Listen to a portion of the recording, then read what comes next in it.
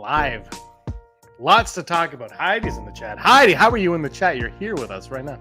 Ron's in the chat. Soccer Satan, Matt Cave Gaming, Flying Casual on this Monday. Talking YouTube drama once again.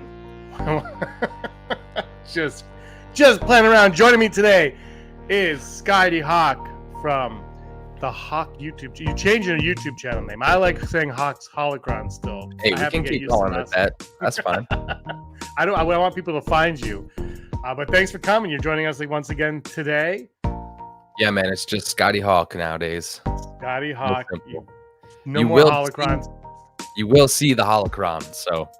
We will, but then that leads to drama, and you don't want to get into it because it's a lot going on. You sneak the Star Wars chats into the gaming streams. They're in there, so you got to come through and. That was, you know what? That was the original concept of my pizza channel. It was going to be me making pizza talking about Star Wars, but I could never figure it out. All right, every time we talk about Star Wars, it ruins everything. My pizza was always burnt. And executive producer Heidi Fetter's here. Heidi, how's it going? Good. How are you? Good. Thank you so much for joining me. It's going to be fun talking today because it's another positive week of Star Wars land. Another positive. But earlier, a couple hours ago on the channel, I did a video. Why isn't Star Wars fun anymore? And this is based on a tweet that I saw put out from Star Wars Meg. I don't have it with me right now. I could probably find it, but it was a quote tweet about how people just aren't happy with Star Wars in this day and age. And Star Wars Meg kind of said a lot of like her friends or whatever felt that way as well. And I was like, a lot of people have come to me with that attention too, where they're kind of burnt out of Star Wars. So I thought before we get into the REY movie being canceled, what do you guys think of Star Wars? Is it still fun for you? Sky, we just kind of mentioned the holocron stuff on your channel, so we kind of joked around. But I'll start with you, Sky, then we'll go over to Heidi. Is Star Wars still fun, or is it painfully fun for you right now? No, I think a lot of the theory and speculation conversations are painfully fun for me because I can't find a lot of people that enjoy doing it still. But in their defense, we haven't really got anything that's pushed the timeline either. So I do find Star Wars fun, but I have to find myself really looking for that stuff. So video games, comics, but I don't know. I find enjoyment in even some of the shows people don't like. But that, again, is just anything that's pushing a timeline further or a piece of lore that we didn't know about, like the Cortosis helmets and the lightsaber stuff. I thought that was cool. So I'm having fun with it, but the movies and stuff aren't really pushing any new fun for me. So hopefully Skeleton Crew has some cool connective tissue. Heidi? I'm still having fun. I'm here Monday night after a full day of work talking about Star Wars, so I wouldn't be doing that if I didn't find it fun. And I say fun is what you make it. I remember, even though people were complaining about the prequels, there were people disappointed that there was going to be no more Star Wars after that.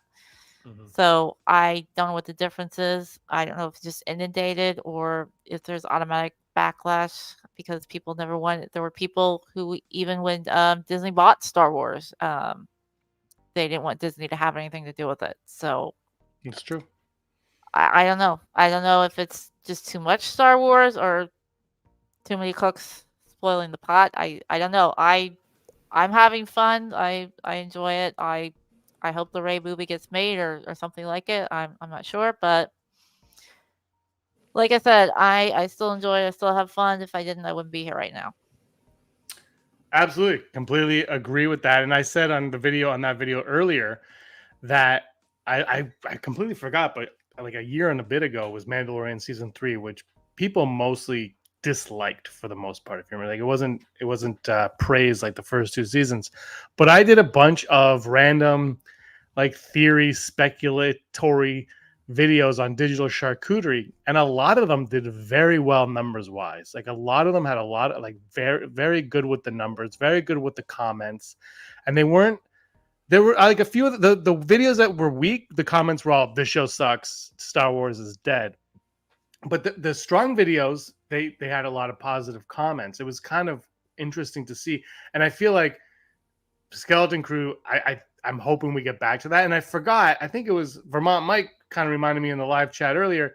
Ahsoka had that also, where we could speculate on Ahsoka. We could speculate on Shin and Balin. I mean, it went nowhere, but we could speculate on all that stuff, which made it a lot of fun. Acolyte, I didn't really get that from Acolyte. Personally, I didn't feel like there was a lot of speculation going on my end anyway. Maybe there was over. But I think that Star Wars is fun.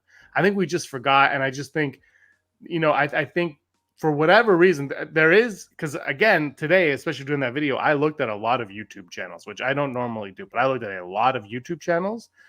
And I know everybody likes to talk about the perceived negative ones, but there are a lot of positive Star Wars channels out there, and quite a few of them that I had never heard of in my entire life have like hundreds of thousands of views and subscribers, which blew my mind. So there is like a pocket somewhere of people who enjoy Star Wars, and they've found this bright light in YouTube to go to. So I think, it might look a lot more abysmal than it actually is. Well, I mean, if you want some, I'm sorry, go ahead. No, you go first. I was just gonna say, you're talking about watching different YouTube channels. There's also like mashups of reaction. There's reaction videos, and there's also mashups of reaction videos. If you want to see a really good one, watch reactions or mashup reactions of Mandalorian season finale 2, because they're grown men just bawling at that scene where Luke Skywalker walks in. And I've seen a lot of people even reacting to The Acolyte that has positive reviews. So not everything is hate Star Wars.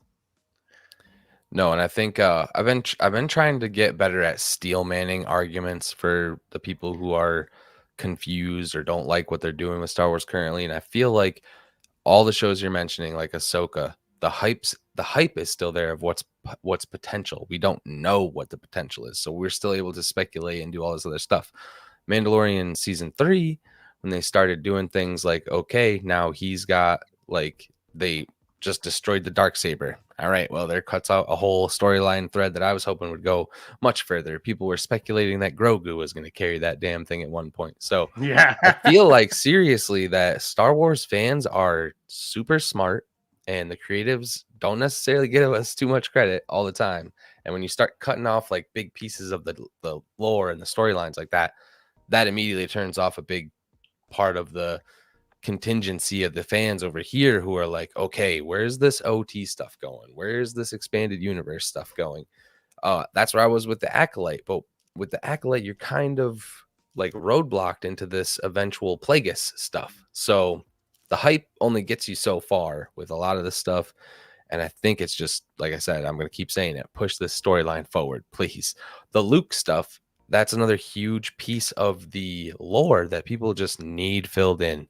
Why did he attack his nephew? Why did all this stuff happen? Like, tell us. We just need to know that stuff. So anytime he comes back as a younger Luke and is making decisions, that's huge for the fandom.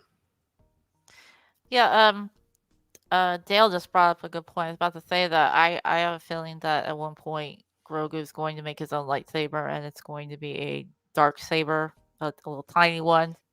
But that's my theory. He will sit on the throne of Mandalore, and he will hold a tiny little dark saber. I would, you know what? I'm all in on Baby Grogu, so he can do Baby Yoda, so he can do whatever he wants. But I've got to be down for that. I love when Luke laid out like his little Jedi clothes and stuff for him in that Boba Fett episode. I'm like, yes, let's do it. But look, I just think, I think though we get caught up in a. I think honestly, what really beats down the fandom is, Scotty, you said it last week, where it was kind of like the content creators ruin the content, and that. But it's in a way where one thing I read. So we did that live stream last week on the YouTube Civil War, as Forbes put it, and a lot of the comments on that, and I can't remember what the other video was. 2 videos was Star Wars is dead. I saw that so much in the last week, and I'm like, yeah, but Saturday Night Live has been dead for 45 years. Like, it's every year Saturday Night Live is dead, and it's going on 50 seasons. So what does that mean? What does that tell you? But I think honestly, it's just like, and people are like, you're an idiot. Why would you say this or that? And I'm like, there are two sides to everything. It's all, first of all, it's all subjective. We have to remember at the end of the day, this is all subjective. So you're either going to like it or you're not. Like there's no, I mean, you could be indifferent, but it is subjective, and sometimes it's for your taste, and sometimes it's for somebody else's taste, and that's how I really felt about the. That's how I felt about the Acolyte. I think the Acolyte. I think there were other issues with the Acolyte. Yeah, of course. We just lost 17,000 subscribers. Imagine if we had that many. But it's all subjective. Star Wars, it's only dead from your point of view. And like I said, there's so many videos that I saw today, like after I did mine, that I was like, wow, people are talking about this and that. And like in a positive context. It's not, but for some reason we raise the, and Heidi, you mentioned last week that, you don't complain about the McDonald's burger, you complain about, or you don't praise the McDonald's burger, you complain about it when it's not good. Is we for some reason we raise up the perceived negative YouTube and podcasters, and there are the positive ones out there who are getting lots and lots of views. They don't need anybody. So it is what you make of it. Yeah, that's the thing too. It's like a lot of channels are making it that, and it's like you can see the people that there's just people who are not interested in that stuff anymore, man. Like even like, I don't even know, what was it 2 years ago? Me, the Matt Cave, Star Wars Obsession, X-Wing, we were doing the Boomer Council, and it's like you're in these weekly Star Wars chats, and then the conversations just start turning into like weekly Star Wars chats. It's like you're talking about what you like over here, and they're like, I don't really like all that, but I like this. And then it's like, we're not speculating, we're not theorizing, where's the fun? I'm just telling you what I like. And yeah, it's like, I don't know, it kind of devolved into what we're seeing now all over YouTube, and that's what's getting the views.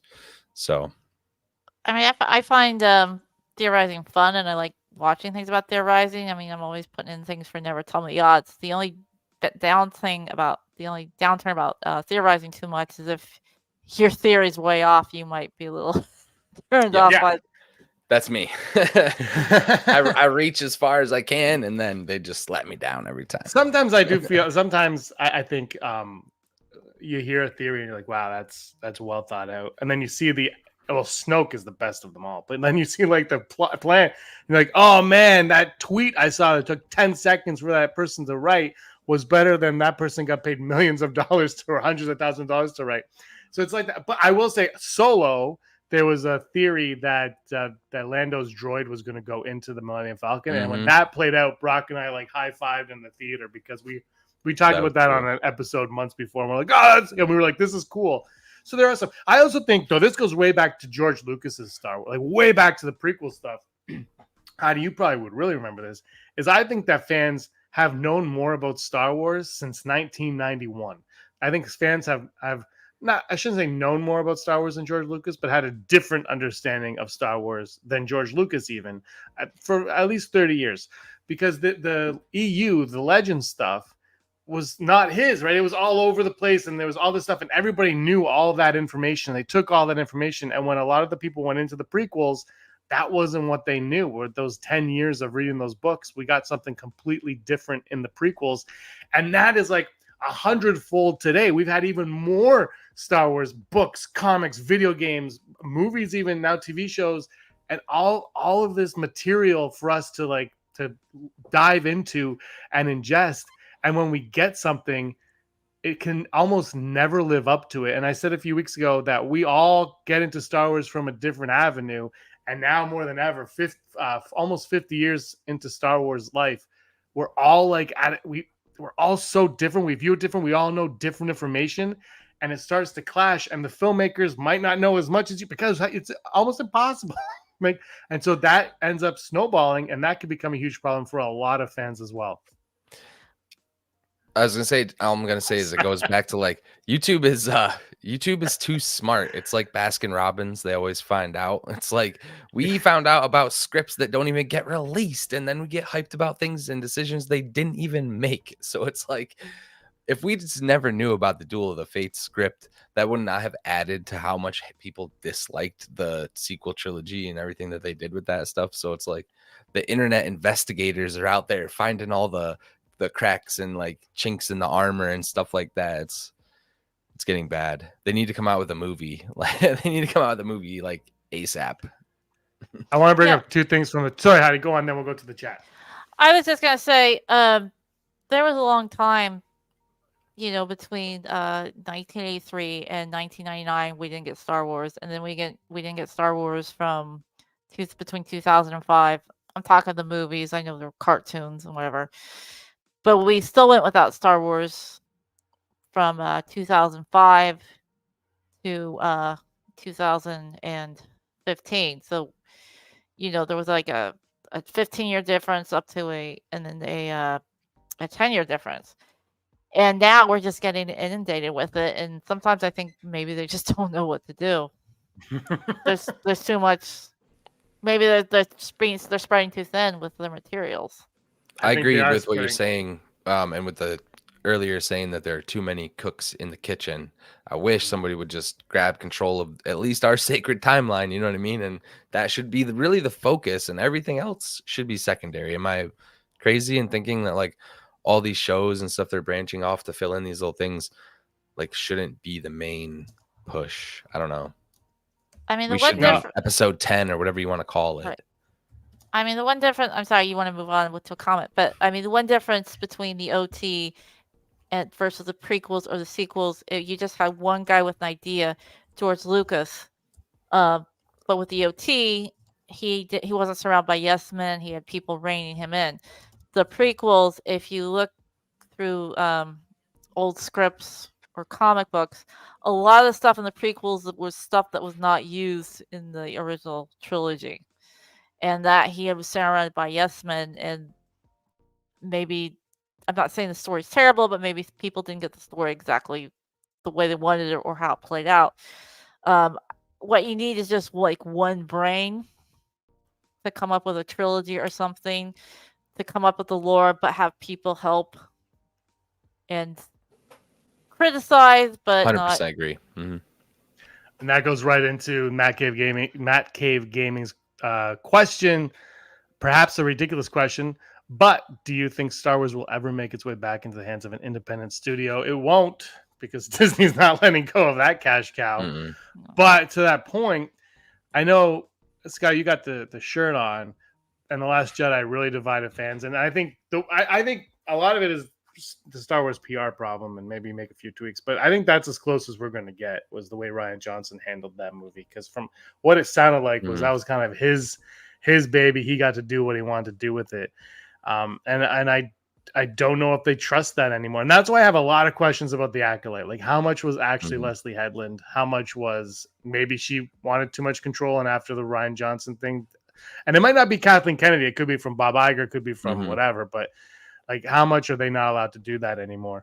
What do you guys when think have you ever seen a studio so reactionary? Like, had they have done anything other than go revert back into the safe space of Palpatine, like that, the third movie could have gone anywhere, and it would have been, for me, Last Jedi is just like new. It's taking chances. That's what my Star Wars is. So, the problem is 9 was disappointing to me. You just said the safe path to Palpatine, and that is such like the archaic way of thinking, because that's like, it's rule of two or whatever, you know what I mean? Yeah, but J.J. Abrams doesn't like the prequels, so like they avoid all of that. And then the Disney execs don't like the prequels, so they avoid it all. But the prequel kids, which I believe you are, so yeah, 100%. But like prequel kids weren't kids anymore, and they're like, "Where's my Star?" Like, because the OT kids, which I love, like I love the prequels to death. I think anyway, I'm not gonna say if I prefer them, but I do. But like, I love the prequels, but I'm an OT kid, so when I see The Force Awakens, and I'm like, that is my childhood. I like, that is everything that's like, it took me, it's look, it's not my favorite movie, but it took me right back. I had a smile on my face the entire time, because it felt like watching those original movies. But we never had, so you go back to She VP, who now, for me, it's like, I'm over She VP now. Like, I've gone how many movies at that point? 7 movies at that point. I can do math. He's the villain of all the TV shows too. And like, I didn't need him in that movie. Fantasia wanted Rey to be a Palpatine after The Force Awakens, but then when it happened, he was like, "Yeah, but she never dealt with being a Palpatine, so who cares?" Ultimately, that's how he felt. So I just think I think that was a mistake, because they overvalued a lot of the legacy characters, and didn't necessarily utilize them the way I think fans would have preferred them to be utilized. I wouldn't have minded TVP as, Rey as a Palpatine if that was planned from the beginning, but I just felt like it was like a last minute thing to try and It was bring like fans Scotty together. had said, it was throw at the reel and try to hook the fans that are running away, right? Just get them back. Oh, look, Palpatine's, and it worked at Star Wars Celebration. When that cackle came on, everybody lost their minds, and then the crawl started. And I like the Rise of, I can't even think of the name, the Rise of Skywalker more than most people, but that crawl is awful. Yeah. And they and then they bring them back and like, how'd you come back? Well, the dark side is a pathway to. So like, what you just like they just did it because they wanted to do it and they felt that it was necessary to do it. So, but for a second, can we just focus on what it might have looked like if we got a Lionsgate studio owned Star Wars? A24. I literally was gonna say A24, and the other one I was gonna say is STX Entertainment. Oh my god, it would be. Give me an A24 Star Wars horror movie any day, please. You want to see Death Troopers the book into thing. Yes. I want to bring this comment up because I haven't read a lot. Boba Fett was never my favorite character, and I love the book of Boba Fett. I'm one of 7 people who liked it. I don't now. If you didn't like it, I'm not going to try to. I'm not someone's like you're an idiot, blah, like whatever. But I really liked it. But this right here from Vermont Mike, Boba's EU backstory is far better than what we got in canon. The thing is, we didn't really get a backstory in canon on Boba Fett, did we? Other than like a couple little things in Clone Wars and Attack of the Clones, Boba Fett, like we got the TV show, which is like, and this is part of the issue, and I'm going to do a video on it later. But like, we never get to see who this character was. We get to see a snippet, and then he was that guy, but now we'll see him transform into someone else. Oh, the holiday special.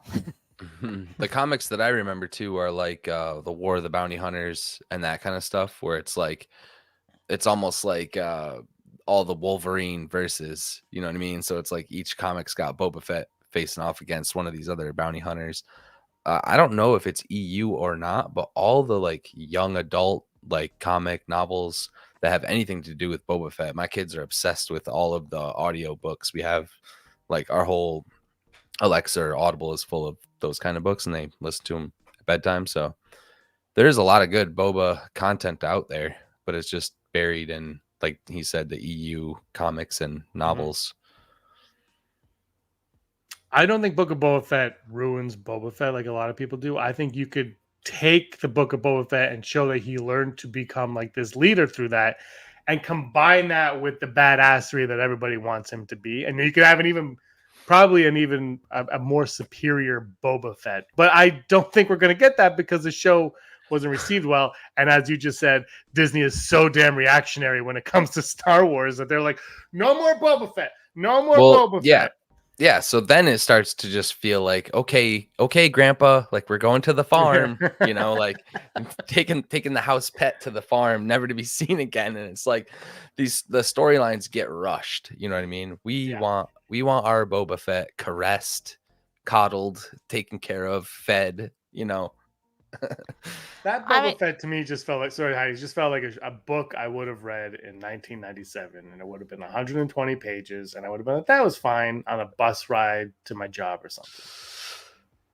I mean, I liked the Book of Boba Fett. I enjoyed it. I thought the train robbery scene was great when he runs into the girl who called Luke Skywalker a worm.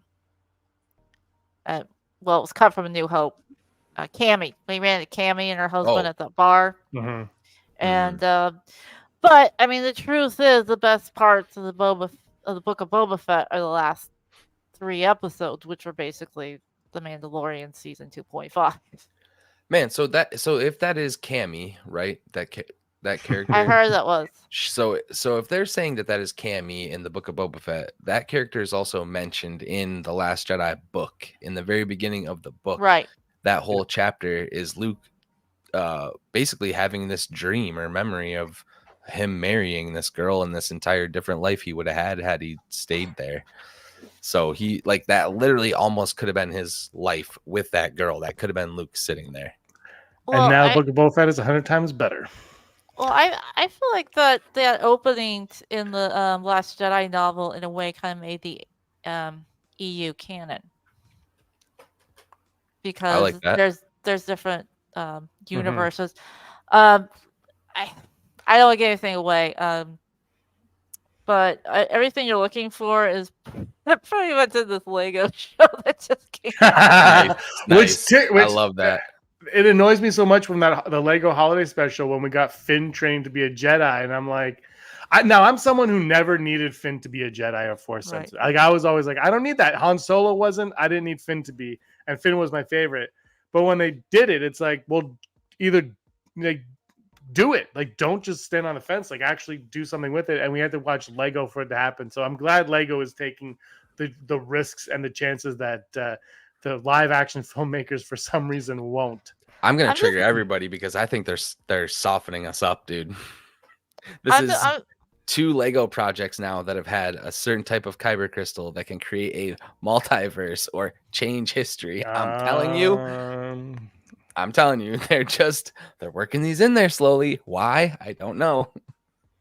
I'm just saying that they're willing to take risks and chance with the Legos that they're Yeah. not willing to take with live action. It's And almost maybe because it's not as serious. yeah, or I don't know, it's not serious important.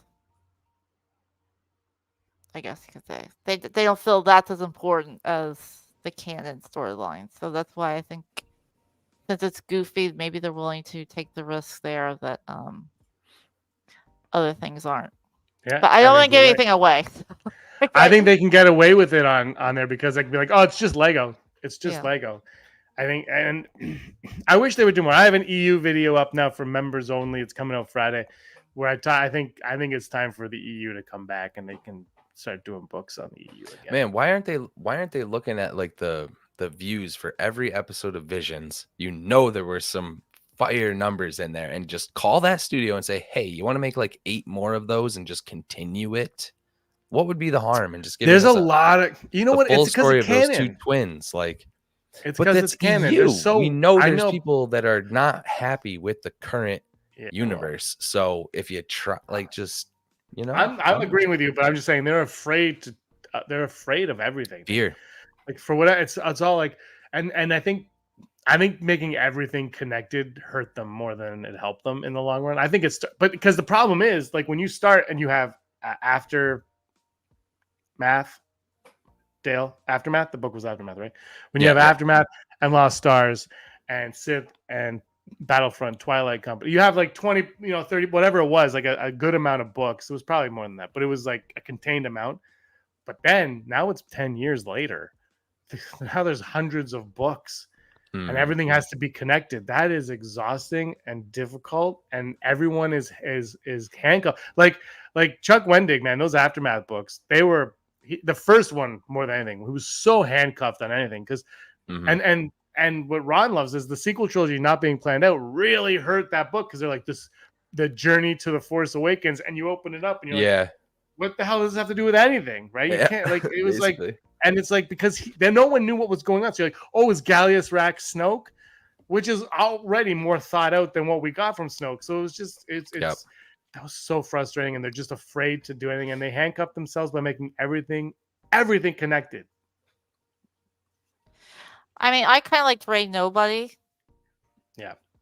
I wanted her to be like a what my personal preference would have been was that she was an immaculate conception of the chosen one, and the guy who she thought was her father thought his wife was unfaithful to him, and they were drunk and traded her for money because he thought his wife was unfaithful. To me, that's a more interesting story than it's to make her Palpatine.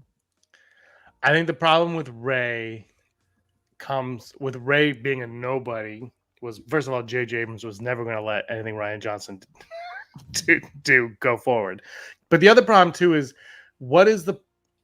they shouldn't have called the last trilogy the Skywalker saga, they should have said they should not have said anything. Right? Just let 3 Mhm. more movies happen and then kept going and been like the Skywalker saga ended with Return of the Jedi. Now we're on whatever you decide to call this saga.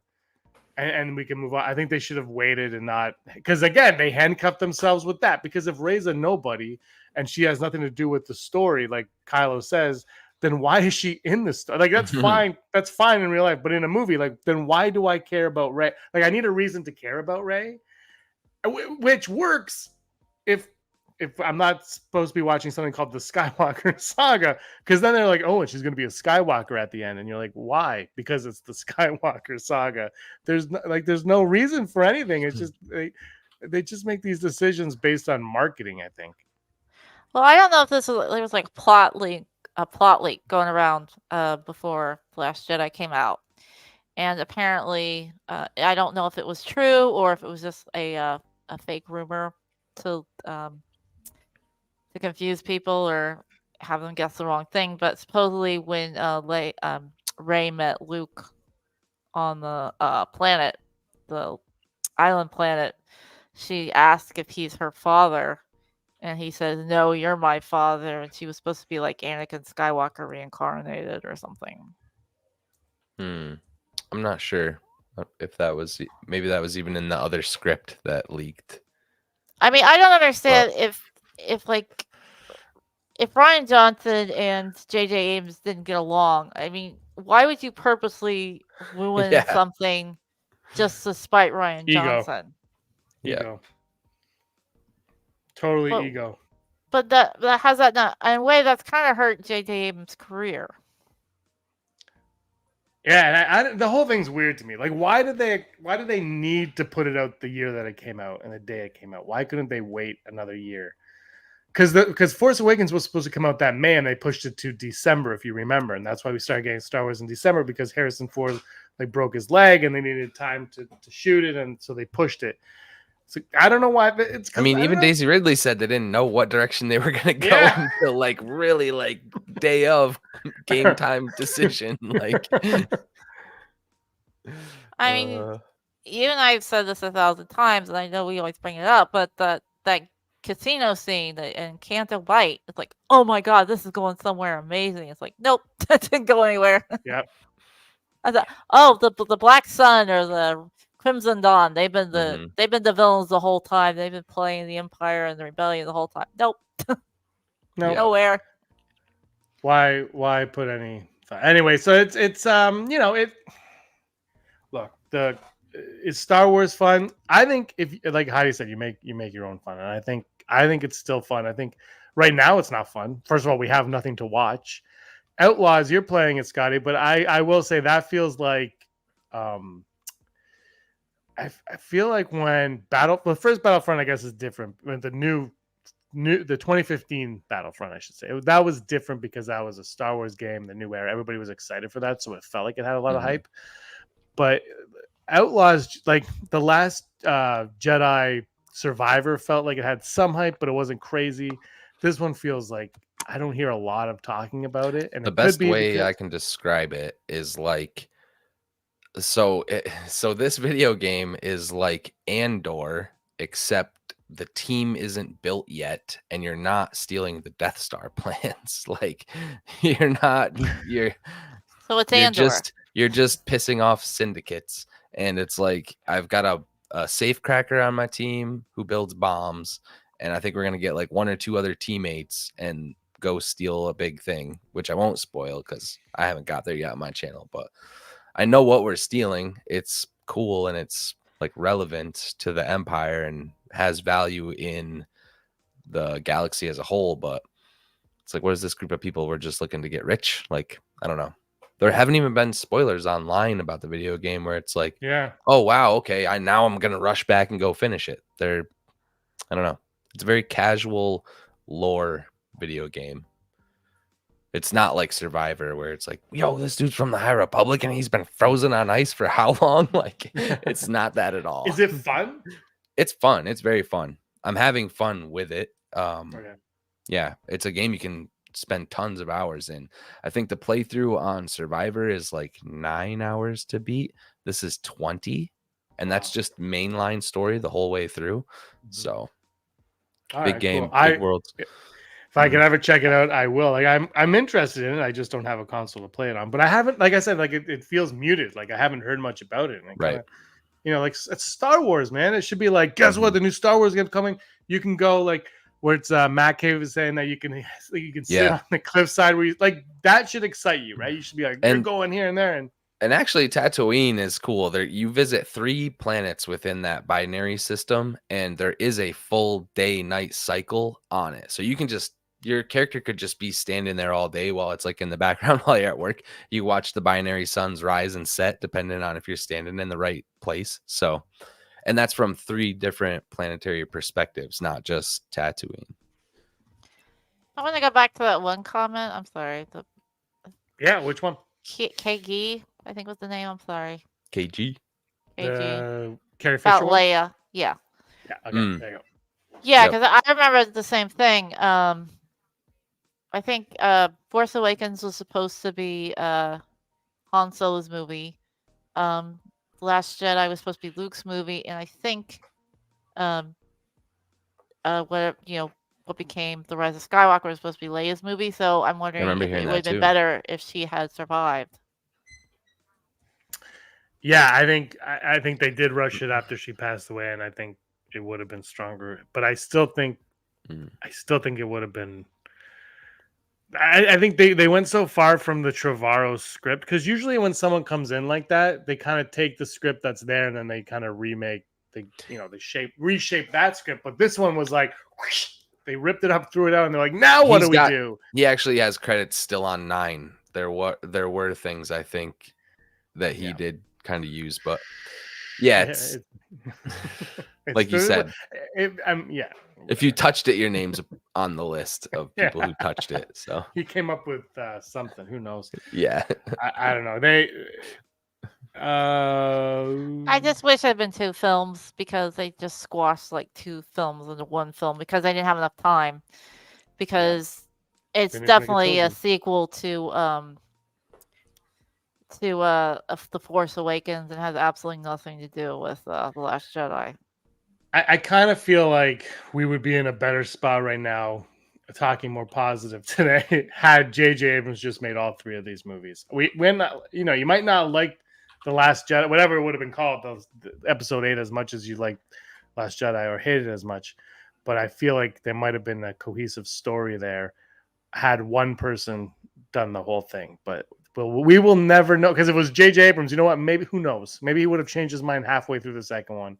But again, I can't stand Maz Kanata. Just tell me what the hell the point of Maz Kanata is, and then I'll go on my way. Because remember, they're like, oh, she's like Yoda, wise, but it's not a Jedi, but can use the Force. And then the movie comes like, okay, she's in love with Chewbacca. That was a funny joke. And then the second movie, she's just horny. And I'm like, what is going on with it? And then like the third movie, they made her a puppet. They made her a Disneyland animatronic puppet. I'm like, what is happening with this character that went from wise like Yoda to just kind of on the sideline? Well, the second one, she was hardly in. They just did hey, Desi.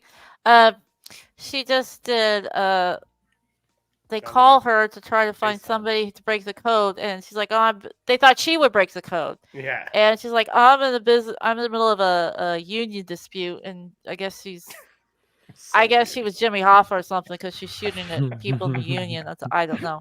It is so weird. And that's all it was. I'm like, okay. Yeah. It was there's so many changes. All right, let's go to our. Oh, sorry, Heidi, go on. I was just gonna say, people complain that Canto Bight went nowhere, and don't get me wrong, I liked Last Jedi. Last Jedi is my favorite of the sequel, and I love the whole Reylo storyline. I did get a little bored with Canto Bight, especially since it didn't go anywhere. But something can go nowhere, because that's life, and it still can be good. Like Raiders of the Lost Ark, technically. I don't know if anyone watches The Big Bang Theory, but not to ruin Raiders, but technically Indiana Jones doesn't affect the story whatsoever, because it ended the same way whether he'd been in the story or not. The Nazis still would have opened the Ark and still would have melted their faces. But it wouldn't be put in the warehouse at the end. I Yeah, actually but got a Lost. spoiler for you then for the video game. The main character's home planet is Canto Bite. You spend a lot of time on that planet. Ron just said that he likes the game but doesn't like that it starts at Canto. We gotta say thank you so much, Matt Cave, for the $20 super chat. Gotta head out, but glad I could catch this live. I'll catch the replay with my morning coffee. The Force is Strong with Rebels Come podcast. I'm a fan. Have a great night. Thank you, Matt Cave. Have a great night. Head out. Have a couple brews for us and call an Uber. But I mean, I was just making the that someone could do something and it goes nowhere, but if done right, it can still be good. And it went nowhere, but it still could have. I loved Last Jedi, but I think the Canto Bite, especially since it didn't go anywhere, probably was the weakest part of the movie. Yeah, we still want to know who's selling the X-Wings and the TIE right. Fighters. Also, you know what would have made Canto Bite better for a lot of fans, me included? And I don't hate Canto Bite, but it's kind of whatever. But if there was an alien that I recognized in there, just one, throw in a hammerhead. You know, I'm calling it a hammerhead because I'm from 1981, and that's what my toy was called, the hammerhead with the blue sweater thing. That the Street I still Sharks. have it. Yeah, but that like throw the sequels for me was lacking the known aliens that I grew up with that I love, that Star Wars was all about. They tried to like separate a little bit too much, and I'm okay with new aliens. Do not get me like Canto Bite. Canto Bite, I might have accepted all new aliens because they're higher class and they have bigger budgets. Had the movie and the previous movie had more of the aliens that I've known and loved my whole life, but they did not. So here we are. Okay, here we go. Main topic for the day: the Rey movie. Patreon Ron's favorite upcoming movie. He believes in this movie 100%. I'm just joking. He's probably typing right now. It's not going to happen. But the Rey movie, 2024 started off with the director on some interview like making I can't remember what the comment was now, but just like a weird comment right off the gate to start 2024. That's how we all kind of started, and then we've kind of gone silent, and then. I think Happy Sad Confused podcast interviewed Daisy Ridley months ago, and she's like, "I still haven't seen the script," and I was aghast. I'm like, "How have you not seen a script for this movie that they announced a year ago? It's been a year, and you haven't got a script." Like, I understand it takes a long time to get a script, but I also understand that when an actor signs on, there should probably be something, and so there's no script for this thing. And so, for me, it feels like this movie is a no-brainer, right? Like, you move ahead in the timeline, you can do. I know this is going to take a lot of people off, but here's Ron right now. Not going to happen. This is going to take a lot of people off, but you could lift a lot of the Luke stuff from the EU, put it on Rey. There's so much you can do. You got to figure out the bad guy. That is, for me, probably the most important, crucial, hardest part is what is the threat going on. But the fact that we've been almost a year and a half since the announcement. Nothing, not a peep. D23 comes, nothing. Comic-Con, nothing. Instead, Mando and Grogu. We talked about this last week. Mando and Grogu is the movie that we're getting right away. It's not the Rey movie. It's Mando and Grogu, which is shooting now, and they showed some of it at D23 without even a whisper of this Rey movie. And over the weekend, guys, I got several DMs, those direct messages, as the kids would say, on Facebook and Twitter from friends and people who watch the show alike. And they're like, "Is the Rey movie canceled? Did you hear the Rey movie was canceled? The Rey movie was canceled." And I was like, "No, come on. It's Saturday or Sunday, whenever it was."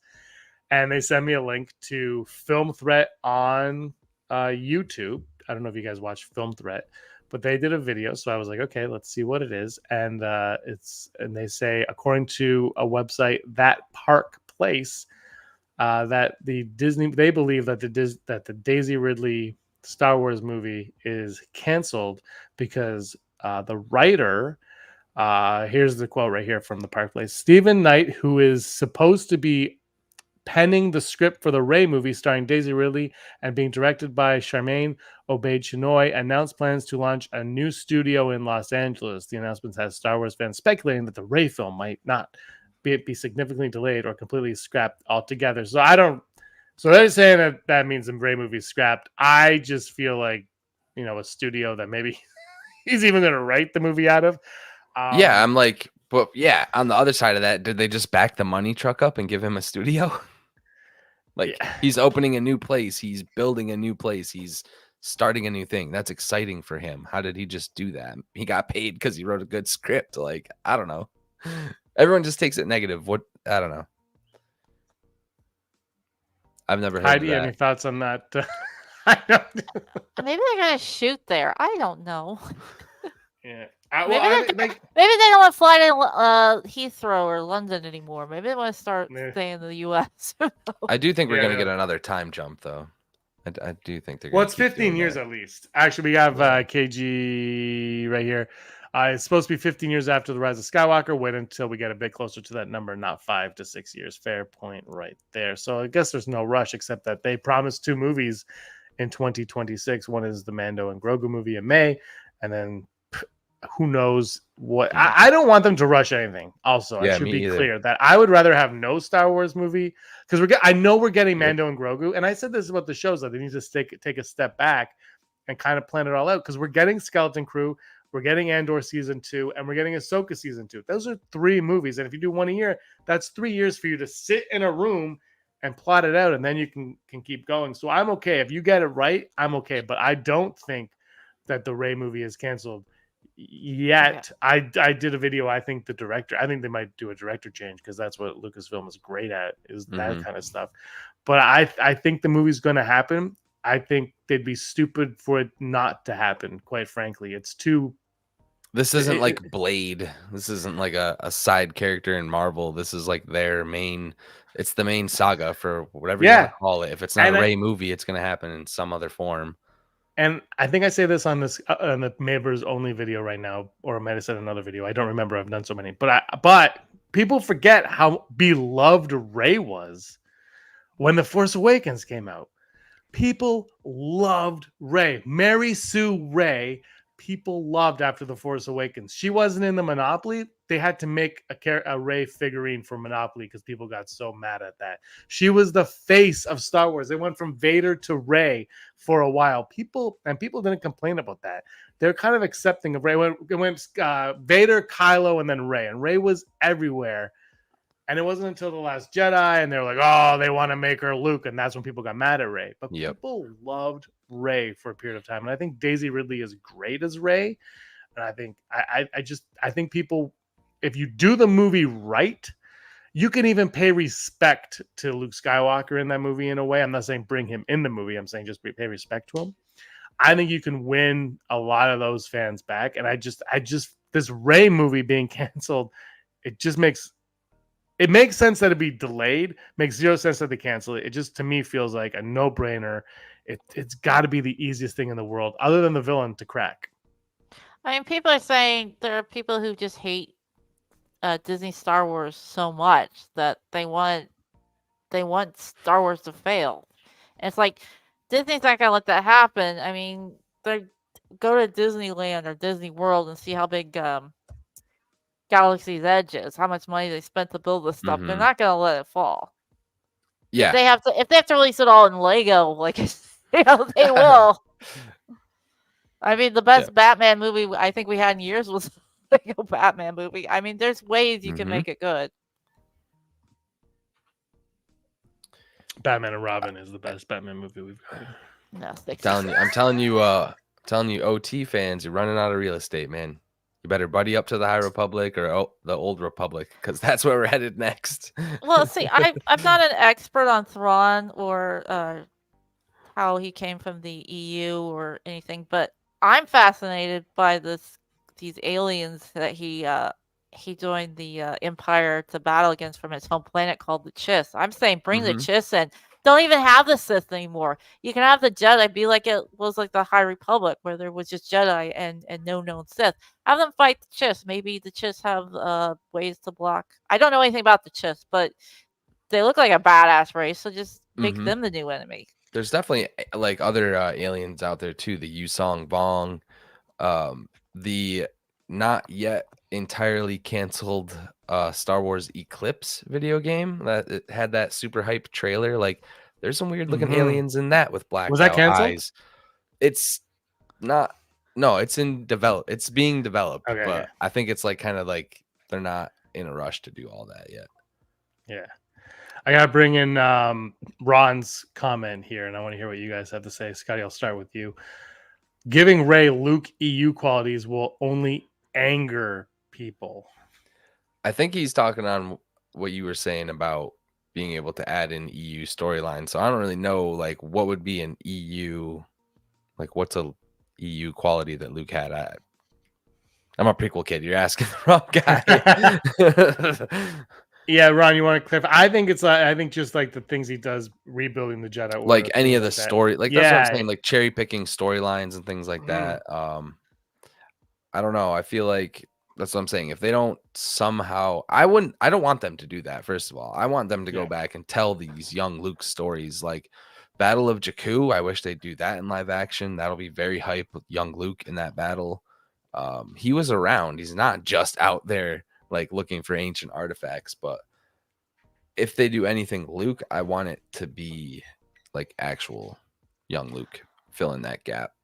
I want to see, and I know it's not in any of the books or canon anywhere else. I want to see Leia meet Anakin. Or it's Anakin, not Darth Vader. And maybe that doesn't happen until the Rise of Skywalker when she dies. I don't know. I just want some canon story of that. That would be cool. There's so many there's definitely so many people that I would want Anakin's Force Ghost to appear in front of. People were like saying that this is the other thing too. We gatekeep all the time. It's like Anakin's Force Ghost is not allowed to appear in front of anybody before he appears in front of Ahsoka Tano. Okay, until he appears in front of Ahsoka Tano, everyone else is off limits. But I still think it would have been cool if he did that for Rey in the end. Like he is the chosen one. Like, and people would have hated that. So even more than the Luke's Force Ghost. I think the gatekeeping so the gatekeeping is frustrating because I noticed I don't know if I just turned a blind eye to it, but there's so much gatekeeping on everything. It's like, geez, just chill out. Like, you don't like. I think part of the problem is what we talked about earlier was when you have your theories that you are beholden to those theories, and when that's not what it is, you feel slighted almost. It's almost like you feel personally offended, like they didn't listen to my podcast where I talked about X and Y. And it's just I think we take these things a little too seriously sometimes, and maybe open the door. He should appear for Ben. Well, supposedly there was talks that he was going to show up as both a red and blue ghost. That he would be like in half, and there'd be like a blue half and a red half, which we kind of got a little bit in Obi-Wan Kenobi. Although he wasn't a Force ghost, he was still alive, but his helmet got in half, and he had a blue half and a red half. We actually have, I think on the TeePublic site, we have a T-shirt with the dark ghost Anakin where he's half and half. It's black and white, the picture, but we didn't steal it. We made it. Disney, don't come at me. Ron saying it's simply what I said before. A good Rey movie will have people asking, why wasn't this Luke? Why wasn't this the Luke movie we should have gotten? I think the problem, I'll start with this, then Heidi will go to you, then Scotty. I think the problem with this is just the age. By the time they made the movies, Mark Hamill was just too old to be this version of Luke. Now you could recast. That could be a different conversation we can have. But I think this point right here is because Mark Hamill was just, by the time we got to it, Mark Hamill was too old.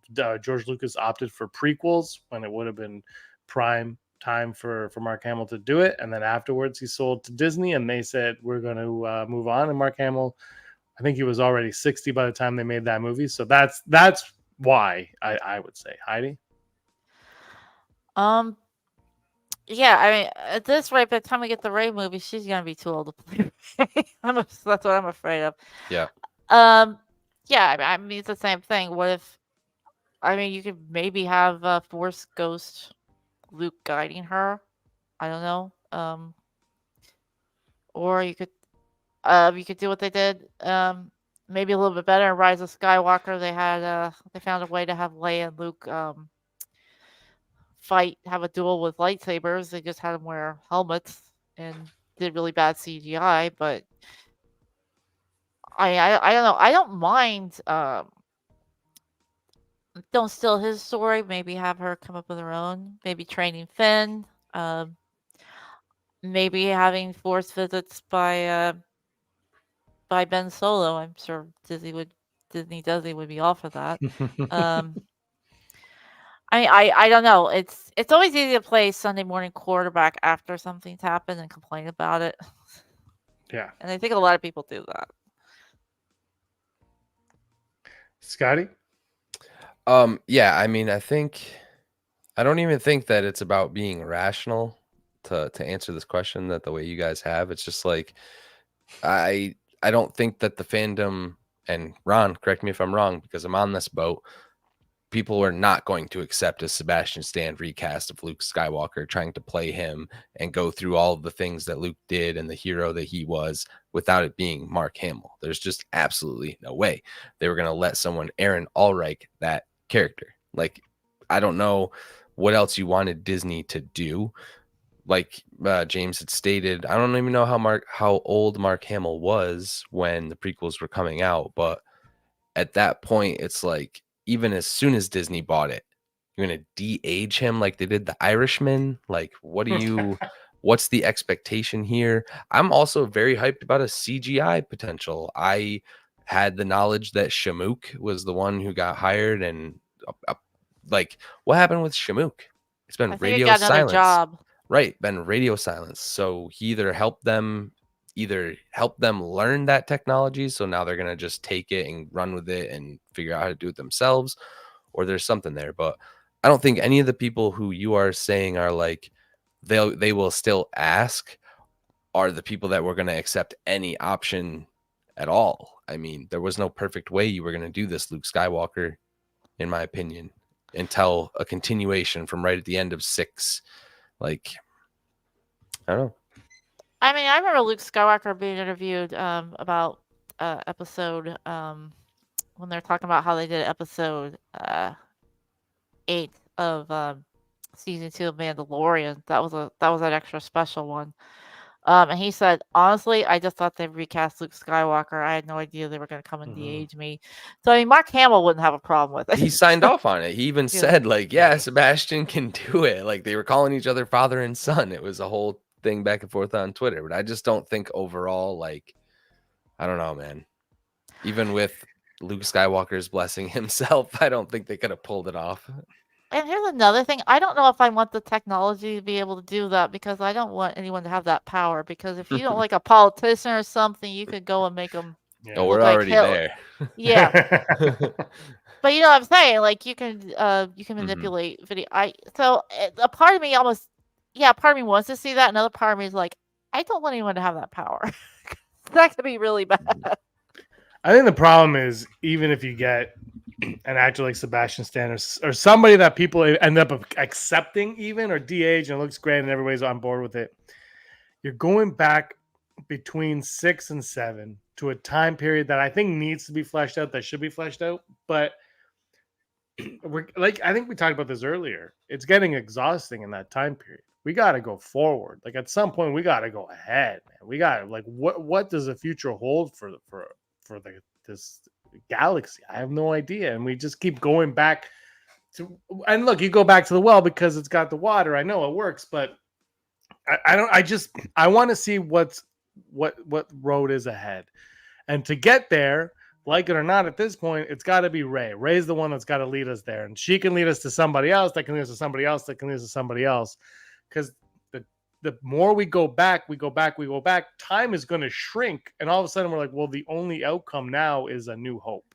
Like, unless all these characters end up on Alderaan at the same time, like, there has to be an explanation as to why they're not around when, well, maybe they're all on Alderaan. Maybe all these characters end up on Alderaan and get blown up at the same time. I mean, another thing about doing stories between the original and the sequel. I mean, we just lost James Earl Jones. We lost Peter Mayhew a couple years ago. And I don't mean to be morbid, but a lot of these people, I mean, I don't know how old Ian McDonald, I mean, people are just gonna get older and older and older, and these actors are gonna probably gonna die before the fandom does. So you can't even do it anyway. I mean, it's gonna get to the point where you're not gonna be able to do this. So you're either gonna have to go forward or go backwards. And you know what would make that easier? If you planned it out. If you had a Yeah. plan, if you sat down and you wrote it out and you're like, you know what, we're going to do this Luke thing, blah, blah, blah. I still think, and I don't think the Mangold movie is going to happen after that Indiana Jones movie came out and lost all the money in the world. But I think that movie was the perfect, like, go all the way back, like Knights of the Old Republic, go all the way back. Tell us. Remember when Last Jedi came out? There was a lot of speculation about that tree and how that tree was like the first Force tree or something. It was so much fun, but that never panned out. Pan it out. Make that. Well, my secondary hat just fell. Yeah, but you can go back and you can flesh little things. Like, it's inconsequential. It does not matter. But Scotty, you're going to blow your mind when they do that. Yeah, it's all there. Like, we have all the ancient Jedi texts. Like, it's all just laid out there in front of us. Tell me about the Prime Jedi. That's what I was hyped about with the Mangold stuff. I heard that, like, this Prime Jedi stuff, and maybe even hear terms like Ashla and Bogan. Like, you know, let's get into the deeper, like, almost religious side of this stuff and how these people actually lived before, when everything was the Force, you know. Well, maybe something else you could do, Rogue One, except for a couple of CGI cameos. It was another telling of A New Hope from a different point of view, and the people who, Luke Skywalker blew up the Death Star, but he wouldn't have done it if it weren't for the people of Rogue One. So maybe tell the stories of what happened between Jedi and The Force Awakens, but not focus on the 3 OG characters. Maybe have other characters. Admiral Akbar, and even Holdo. I guess there's a comic book where they were lovers or something. I don't know. Or maybe find out who Finn's parents were, or Jana's parents were. Just things like that. Remember Jana? You got to go back up to the to Vermont Mike's last comment. Return to Tython? Because this is my favorite Star Wars fun fact. Everybody's favorite rock, Geode. He's a Tythonian. Yeah. That is 100% a fact. He's a High Republic character, and he is a Tythonian. So when you guys saw them land on that planet, and there were all those pillars around, that could have been his brothers and sisters. I'm just saying, like. Oh, okay. That was his planet. Well, E.T.'s race was in the Revenge of the Sith. Yeah, that is true. Yeah, the Tython was on the Mandoverse. That's the meditation rock that Grogu's sitting on. That circular sphere. So that was Geode's cousin. Could have been. Geode. How old does Geode live? Does he die? I'm not sure. They're rock. old. They're old though. Yeah, I don't know if they just go dormant either or anything like that. I have a question. Does Geode talk? Like, I don't I don't understand. Like, I know it's a rock, but I don't understand. Talk. I think it's like telepathic, or I gotta look it up. All I know is that, like, the way they describe him is like there'll just be a scene of people talking or whatever, and then you'll just look over and he'll just like be there doing some. I don't even know what he does. I'll be honest. It's just a rock. That's Claudia Gray, rock. Right? Yeah. Yeah. She's the best. That's so wild to me that she would. Have you guys read Lost Stars? Is that the one? You got to explain that one for me. That's the one. It came out the same day as Aftermath, and it's about it's a guy and a girl, a boy and a girl. They grow up together. One joins the Empire, one joins the Rebellion, and their story's happening. But what's awesome about their story, by the way, it's a phenomenal book. You got to read this book. My dad read this book. My dad hates everything. He loved this book. But so it's happening as this guy and this girl, and one goes Rebellion, one goes Empire, and it's their whole story. I'm not going to spoil it now, but it takes place, like, part of it takes place while the original trilogy is happening, and I think it ends on Jakku, like it ends around there. But so it's happening side by side with the movies, and I always think of it like that. I'm like, it's Claudia Gray. it's done so perfectly because it feels Star Wars, but it feels like it connects. Like it I always bring up the book The Outsiders by S.E. Hinton. They made the movie, the Outside. Mhm. There's another book called That Was Then, This Is Now. Same author. And in it, Ponyboy shows up for a line. He's like, "Hey guys, I'm Ponyboy. I'm going back inside." And I always think of it like that, where I'm like, I love these things that take place in the same universe, and it's just like a small, like you just get a little nugget to tell you that where you are, and that's how this book kind of felt. Was like, I'm like, oh yeah, and they're like, Leia shows up, and you're like, well, right after this, Leia's gonna go over there, and so I love the way they did that. I wish Star Wars would do more of that, because I know they try, but this one it just was so effortless. Like you just felt like this is its own story. The story was captivating enough, but it had Star Wars around it. And pick up Lost Stars. It's 9 years old now, but pick it up. It's a fantastic read. Who's there's a female bounty hunter. I think it's Aura Singh, the one with the super long ponytail. All the books have this kind of stuff, man. The Aftermath novel, there's a part in that. Aura Singh had Princess Leia in her scopes when she was trapped in the doorway with Han Solo trying to get inside there, and did not take the shot. She was commissioned to kill Princess Leia, found her, had her there, whole like Ewoks, everything or whatever is going on, and she just, for whatever reason, did not take the shot. I remember episode 15 of The Mandalorian when Bill Burr and Mando are driving to that Imperial blockade, and they're being attacked by these locals, and they're really fighting, and they're trying to make sure of this, and you feel the intensity of them having to fight these guys but not going too fast, so this truck blows up.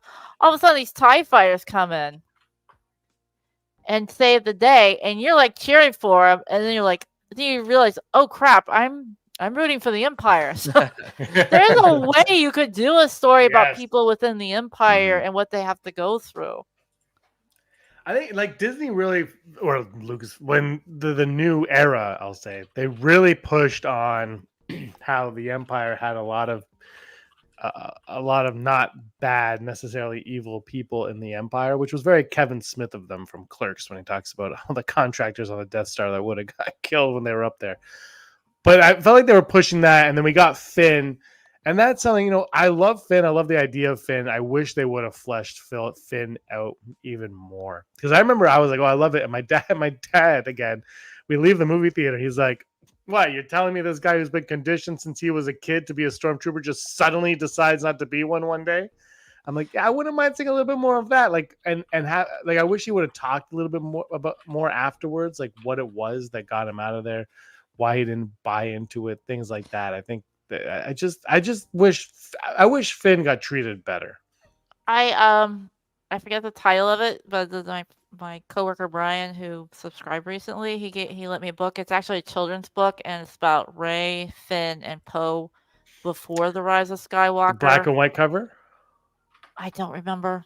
I only got through Rey and Finn's stories, but it basically talks about why Finn changed his mind, about how he thought they were in the right, and then they go down this planet, end up killing a bunch of innocent people.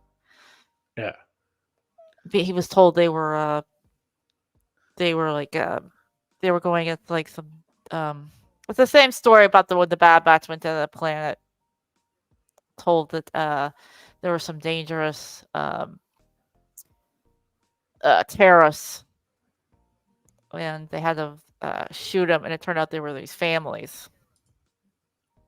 And I think the one Bad Batch guy who eventually turned around at the end of the Bad Batch, I think he actually killed like a bunch of women and children. That's what Star Wars is known for. Ask Anakin. But yeah, I'm just saying there is a storybook about why Finn changes his mind and how Rey was able to fly the Millennium Falcon, even though she never flew it before.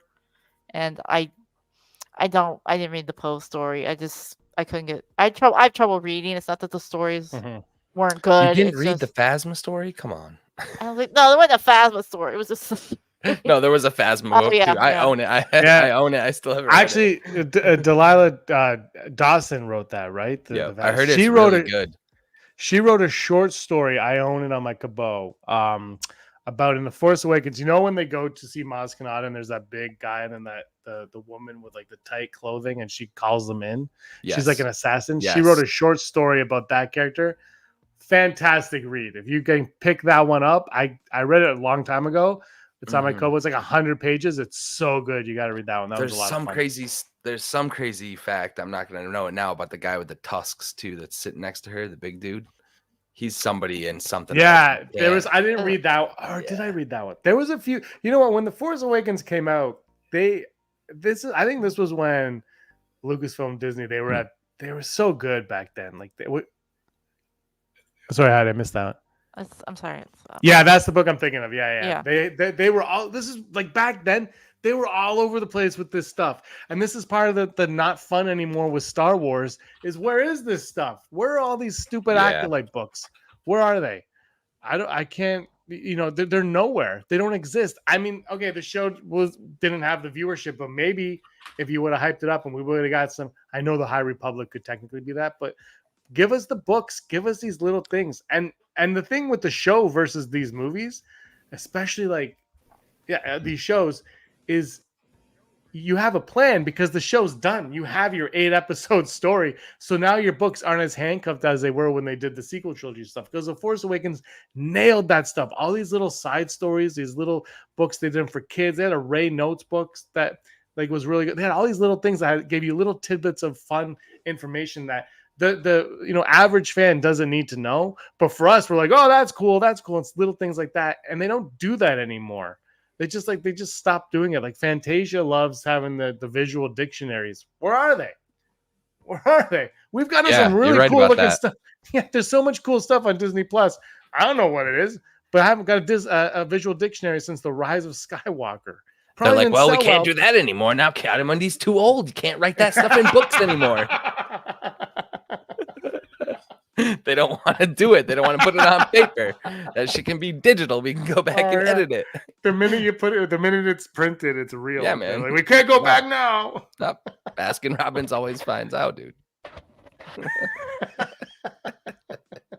But I don't know. Those books, like you said, I haven't read that one, Heidi, but I remember when they came out, there was a few of those. They were like the black cover, black and white pictures, and they did them for a bunch of characters. And they were just fun stuff. And like I said, the short story, like when do you get short stories anymore? Do they still do that? I don't know if they do that anymore, but I read that one. There's a Count Dooku one. They did a one shot for didn't they do a No, Marvel did remember the Marvel one shot for Yes, they did one shots. Yeah. Yeah, that was cool. I said this last week. They should do more shorts, man. For Kira, there was like a comic. I think those are one shots. I would call the Rise of Kylo. The Rise of Kylo Ren was the problem is they did a comic one shot. Yeah, they did a K2SO meets Andor comic, which I'm sure the fans of that comic are going to be thrilled with season 2 of Andor, which follows that to a T. I actually saw a really badass comic cover of Emphas Nest, and it's like the Battle of Jakku. That new one? Yeah, that looks really cool. Where's that Emphas character? Nest too, first of all, okay? So don't even. But where is that character? She right. just like comes and then like, well, Solo failed. That's my biggest problem with the Acolyte being canceled.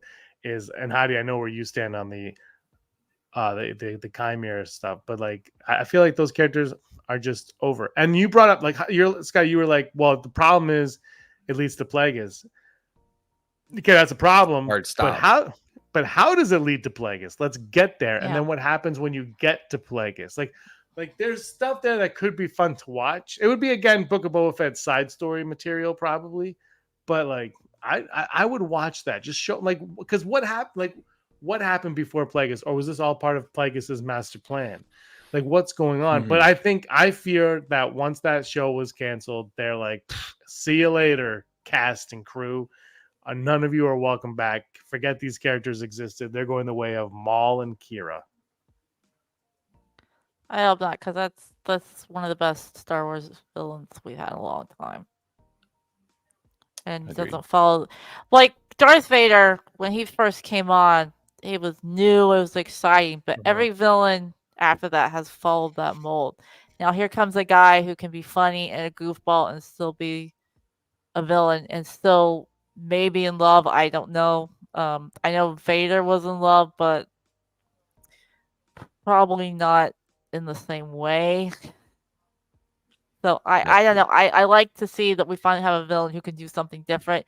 And I kind of hope to see CVP in Andor season 2, but only if he's the Emperor, not Darth Sidious. I want him to be the fun guy at parties. There's pilot PR, yes. the fake person they like. I don't want Darth Sidious though. I don't want. You understand? Yo, yeah, like give me him side by side with Mon Mothma, like, or her husband, or anybody. Yeah, those little parties. Mon Mothma is a character that they did terribly poorly at in the novelizations, in the novels novelizations. Yeah. The books that came out aftermath, they're like, and Mon Mothma was in a coma, and Mon Mothma is sick. I'm like, what the hell's going on with Mon Mothma? And then the TV shows, they've been knocking her out of the park. Andor, brilliant. I liked her a little bit in Ahsoka, but Andor, she was just brilliant in. I'm like, this is like and it's just, and the thing is, that character went from Andor to Ahsoka, which are tonally very different shows. Yet not just because it's the same actress, because it's the same character. You believed it was the same character in both of those shows doing the same business. And I'm like, that's what we need more of, that kind of stuff. It makes it so much fun. I just don't know how she aged backwards. Okay, Heidi, that's not good. Because she was in a coma from all the books, Heidi. Now when she came out of it, the dark side of the Force. That's all you need is the dark side of the Force. The youngling essence that they've been draining under Coruscant. What would you guys do if they announced tomorrow that the REY movie was canceled? I would be disappointed. But I hope we would get something else and they don't just... I would start an immediate petition to move the main stories to the High Republic and just start anew. Whoever's on board's on board. Whoever's not, too bad. See you later. Oh, and speaking of too bad, see you later. I gotta keep picking on Ron because he keeps saying things like, as long as they can do a sequel a REY movie that avoids the sequel to please these other people. When did the last sequel movie come out? How many years ago? 19. Yeah, 5 years. We're almost 5 years on it. They've made a bunch of other content that's been disliked for similar reasons. I think that ship has sailed. I don't think that the REY movie is a movie they're like gonna strive to save those views and those people with. Like, the story's got to get told.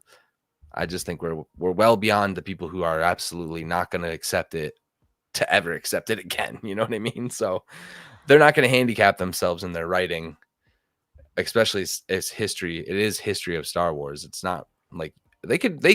Okay, so for the record, they could easily retcon stuff within this movie. Like, retcons can happen. I don't think retcons are a dirty word. I've never thought they were. I've had multiple books that I've loved and comics that have just have truths pulled from them and put onto the screen and told in different ways. So yeah, I mean, I just think it's a lost cause for the avoidance of anything sequels.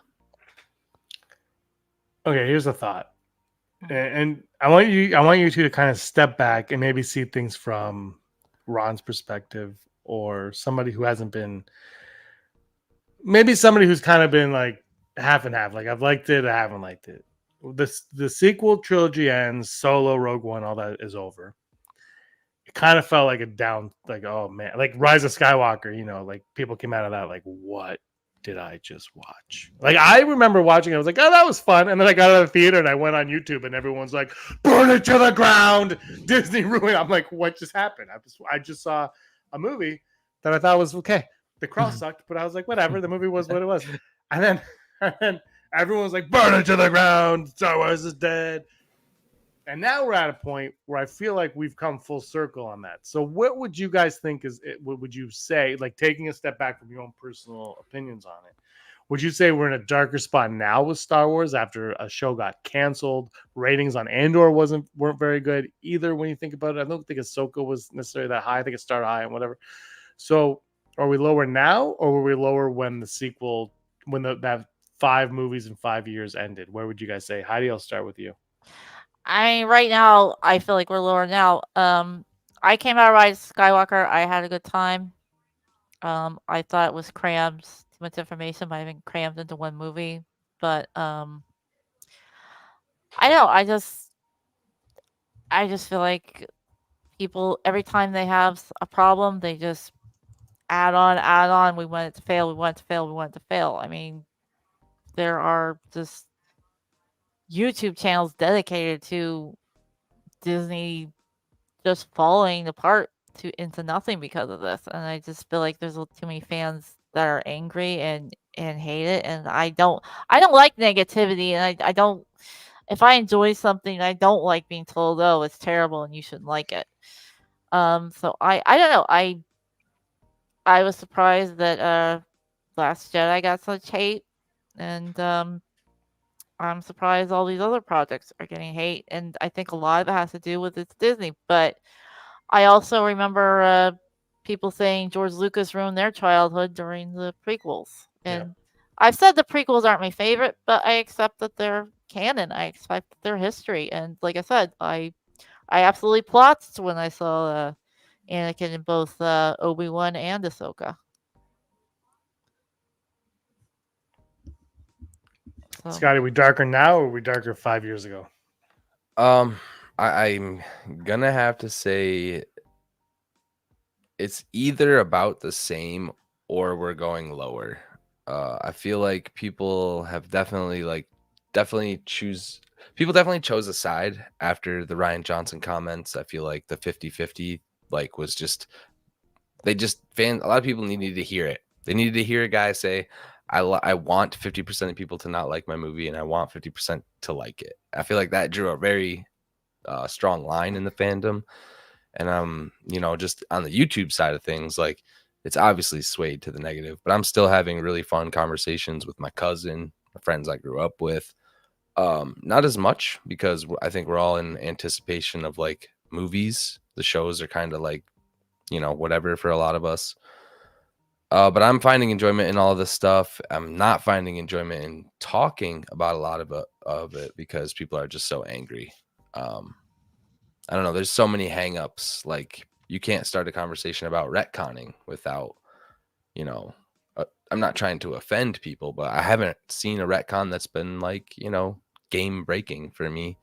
And I'm not going to be the type of person to tell Dave Filoni that he can't do something in live action that he's always wanted to do, but he couldn't do it in animations the way he wanted to. So he just saved it. And now he's going to retell it in a certain way. Who am I? It's his story, There was a thing, I guess, with the Ahsoka Tales. What was it? Tales of the Jedi, where she kills one of the Inquisitor guys in the mask.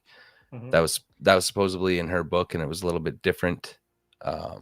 The way she acquires her kyber crystals or whatever. So that I think is one of the bigger things I've seen as far as the whoopsies retcon. But that's all Dave Filoni's stuff. So yeah, Kanan in Order 66 was also different when he was younger.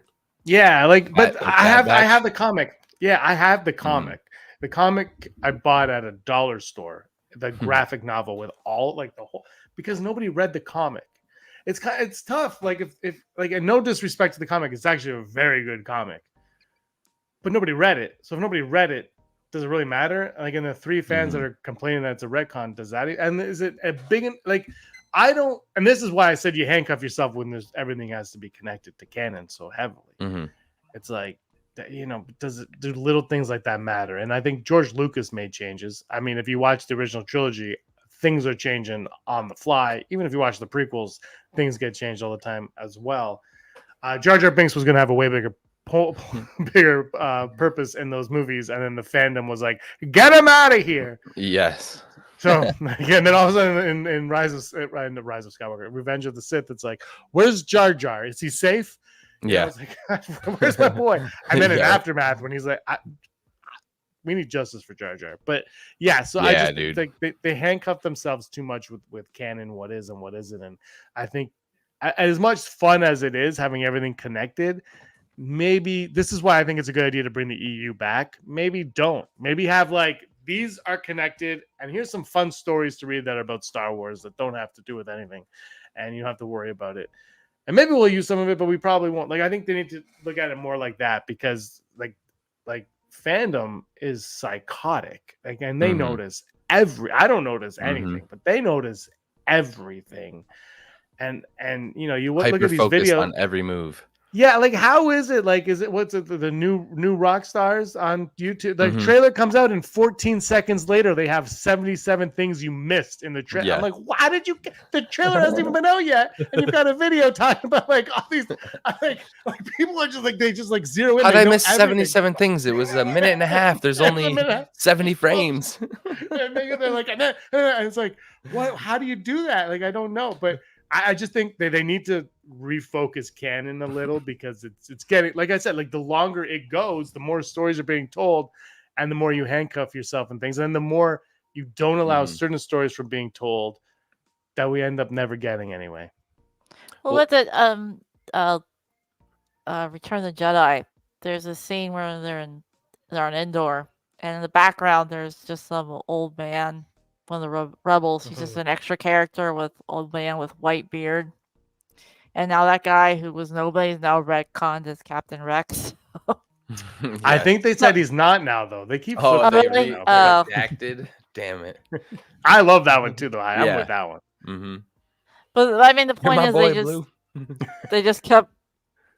They took something and they decided to just put something in there for no reason. I mean, I'm waiting for like Ahsoka to be CGI'd into the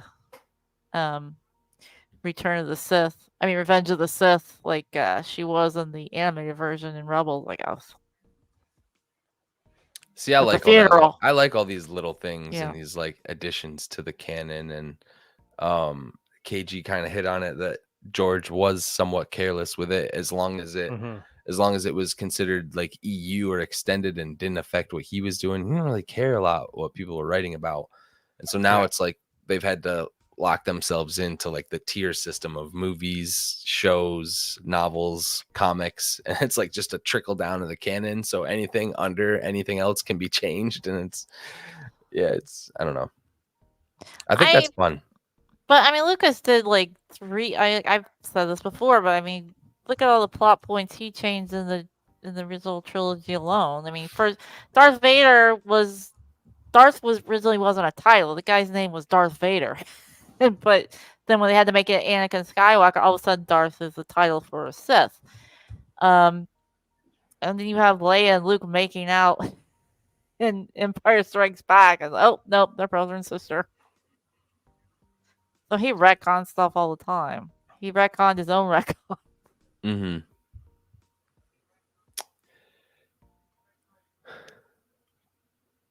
This Rey movie has to happen, man.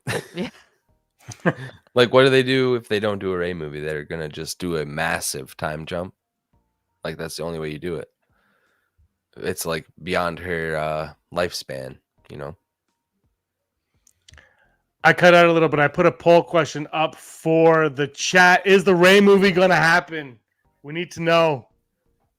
We need to know, and it's all in the hands of the chat. Will the Rey movie happen? I believe it will. I'm not. There's no timeline on when it's gonna happen. Ron right away doesn't even hesitate. Boom, it won't. I'm still undecided. I'm undecided voter on this. We have to sway the vote. If you don't vote, then that means I think Ray's gonna eat some cats and dogs or something. I'm not American, so I don't know what's going on down there, but I just see a lot of cats and dogs tweets right now. I know, like what was I gonna, oh god, it just left my mind. Oh boy. About this Rey movie having to happen. Time jumps. Get away from the sequels. Anything as long as you avoid the sequels. I don't know. I'm sorry. Maybe it'll come back to me. I'm sorry. I totally lost it. My thought. Sorry. That was a good thought too. Sorry. Did you guys vote on the Rey movie? I did. I think they have to push that storyline forward, please. Next. Yeah, move the storyline forward. Jeez, this is what I want. Although, I say that, but I do I love the Mando stuff. Like, I'm a big Mandalorian fan. Like I said, I even like Book of Boba Fett. I don't have a problem. Do you guys have a problem with them sticking on Tatooine? I don't. And Dune just made almost $1 billion. So I'm starting to think that Tatooine's like the where that galaxy started or something, because everything goes back to Tatooine. Man, at one point, me and my friends speculated that Boba Fett was gonna somehow restore the oceans of Tatooine. So it's like, I think I heard that. bro. I think I watched a Anything's video possible. on that. Anything's possible. Oh, I remember what I was gonna say. The way Ron keeps saying the Rey movie is not gonna happen reminds me of the I think his name was Rural Farm Boy. He used to be a member. Would always talk about how Boba Fett was dead. He would always insist that Boba Fett was dead and was never coming back. Hey, anything is possible until it's not. Yeah, well, Boba Fett for George Lucas was dead. I think George Lucas said on numerous occasions that Boba Fett was dead, and there was like some book that came out that said that he wasn't, and George Lucas was like, "No, that book's not canon." But guess what? Boba Fett's not dead. I mean, to a lot of people who watch the show, he is, but he's not dead in canon anymore.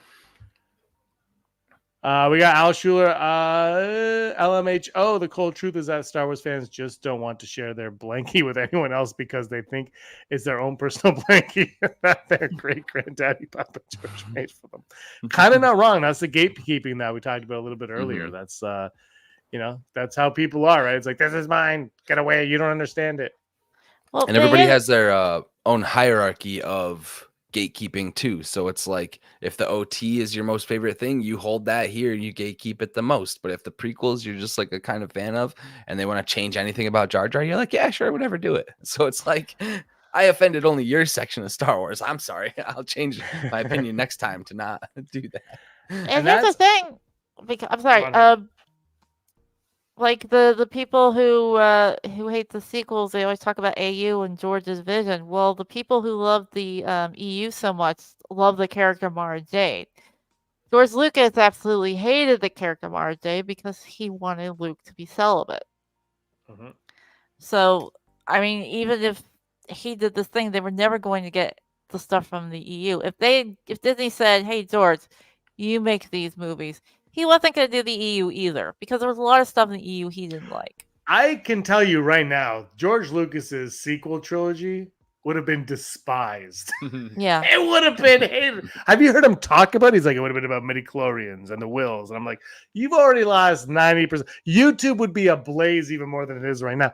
We would be, YouTube 10 years ago would be where YouTube is today with the amount of craziness that's going on. People are going to hate this, but when I first heard about it, it reminded me of the aliens from Men in Black, where he's like, the Orion's belt, and it's like they're living inside us, like walking us around like robots. Because wasn't he like talking about how it's literally like they're living in our blood, in our? I think it was. Yeah, it was. You know, I'm telling you, those movies would have been hated, and they would have been like, I wish you would have sold it to Disney. Disney would have made great movies. All Disney movies would be fantastic. I still want to see, bring George back, let him do the animated, let him do his full sequel cut. Like, just give him the budget to do whatever he wants, man. I think we were close to getting something along George Lucas's lines until J.J. Abrams was hired. I think we were close to Lucas until J.J. And then once he came, and then J.J. was like, no, if I'm going to do Star Wars, I'm going to do my Star Wars. And to be fair, whether you agree with that or not, it doesn't matter. Like, if you hire someone to do a job and that person, and you want that person to do a job, and they say the only way I can do the job you want me to do is if I do it my way, you kind of have to go along with that. Well, I heard a little bit of George Lucas's script, and I think he also was going to have Luke as an old man who was hiding somewhere and cutting himself off from the Force and disheveled with everything. I think we talked about this last time, but again, I'm going to do a video on this. But I think that kind of stuff, the reason why fans don't necessarily agree with it is because we didn't see him go from A to B. We didn't see that journey. Well, A to C, maybe I should say. We didn't say the journey to get there, and so some fans are accepting of it, and some fans aren't. And I think, And again, and also in fairness to the fans that weren't agreeing with it, we went through the Force Awakens where we were kind of promised a hopeful Luke, right? I mean, I guess we're not, but that's the whole point, is that you get to Luke at the end and it's going to be a grand thing, right? Like that's why you watch that movie and hopeful. And then when you wait 2 years to watch a movie and he throws a lightsaber and he kills a fish and milks a cow, you're like, what the heck is going on? So, I kind of get that also, but let's not get into that topic. Oh. Yep, Heidi, this is KG. I heard he'd be a hermit too. History does sadly repeat itself.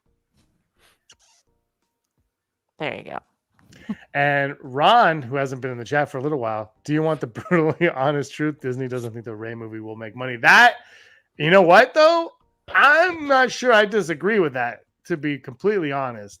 I think the Rey movie will make movie if they do what they're doing with Mando and Grogu and shrinking that budget down. But you know what? If people, people have a way of not watching what they don't want to watch and not going to the theater. So I think they could be getting a little bit of cold feet, especially after the Acolyte. After the failure of the Acolyte, they could be saying, "Oh no, are we putting our eggs in the wrong basket with Rey right now?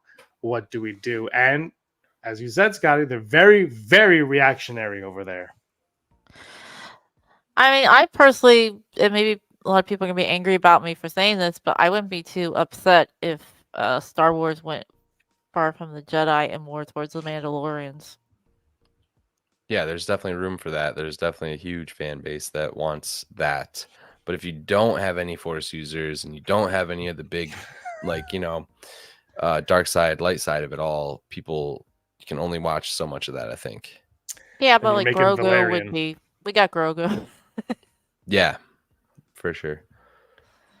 I just logically, like from a big money conversation, like if I as a small time person can even talk about that kind of thing, I just think that they have built a lot of their marketing, a lot of that stuff around Rey as a character.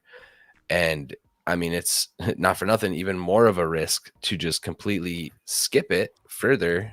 New story B that you've created. Now fans have to be fans and latch onto that. And they also have all these unresolved issues from the other stuff because you've gone too far away. So I think it's just safer to double down now, get your little retcons in there, get those loose ends tied up that people didn't like from the sequels. Rey was a good enough character. First film, everybody liked her.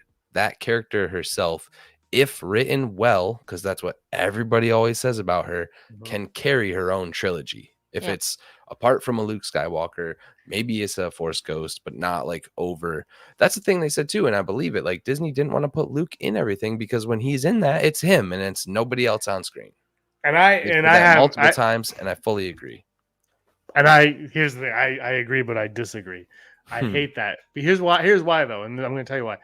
Because in the movies, when we watch the movies, that's how we feel, right? When Luke's on screen, he takes all the attention away. But in universe, that's not the case. Luke isn't an attention hog, except for in Return of the Jedi at the beginning with Jabba's palace. Right? He's not an attention hog. When he goes to the second Death Star, nobody knows he's up there except for Han, Leia, Chewie, and the droids and the Ewoks. God bless. Nobody he doesn't make a big deal about it. And at the end, he kind of goes his own way. He goes away from everybody and he burns his father. So when we get to Luke and we hear like Luke always takes away from everything, is because the writers are too close to the fandom. And like not the fandom, but being fans. They're too close to Luke Skywalker, to what he means to them personally and not to what he means to the movies themselves in universe. I think that's the big problem with Luke as a whole. And I've talked about this before. That's my problem with Luke, is he's overvalued in the eyes of the filmmakers and writers because they grew up with him, because this is Luke Skywalker. And that's how I view him. That's how you view him.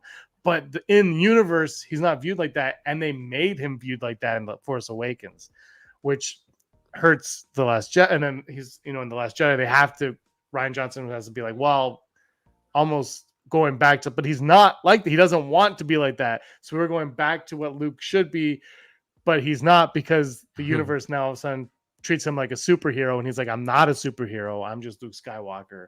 I'm here to rescue you, right? So it's just that to me is the why I agree with you and I disagree at the same time. So now we block each other on Twitter, I believe, is the next step. I mean, We share personal DMs. It's gonna get ugly, guys. You might want to come Yeah. subscribe over to my channel so you can at least see the whole truth and not just half. I gotta be honest with you. I mean, I didn't notice it when I was 11 and saw Return of the Jedi for the first time. I noticed it when they did the re-releases in the 90s. I did not care for Luke in the opening of Return of the Jedi as much as I did when I was a kid, as an adult. Because as an adult, I thought, and I hope I don't get hate for this, but to me, he was the ultimate Gary Stu. I mean, it's just like, look at me, I can do acrobats. Look at me, I'm going to flip through the air. Look at me, I'm going to jump off this plank and turn around. And I don't know. It was just, I just thought at least at the Jabba scene, it was just Luke Skywalker constantly showing off the whole time. And like I said, I didn't notice it as a kid, but I noticed it as an adult.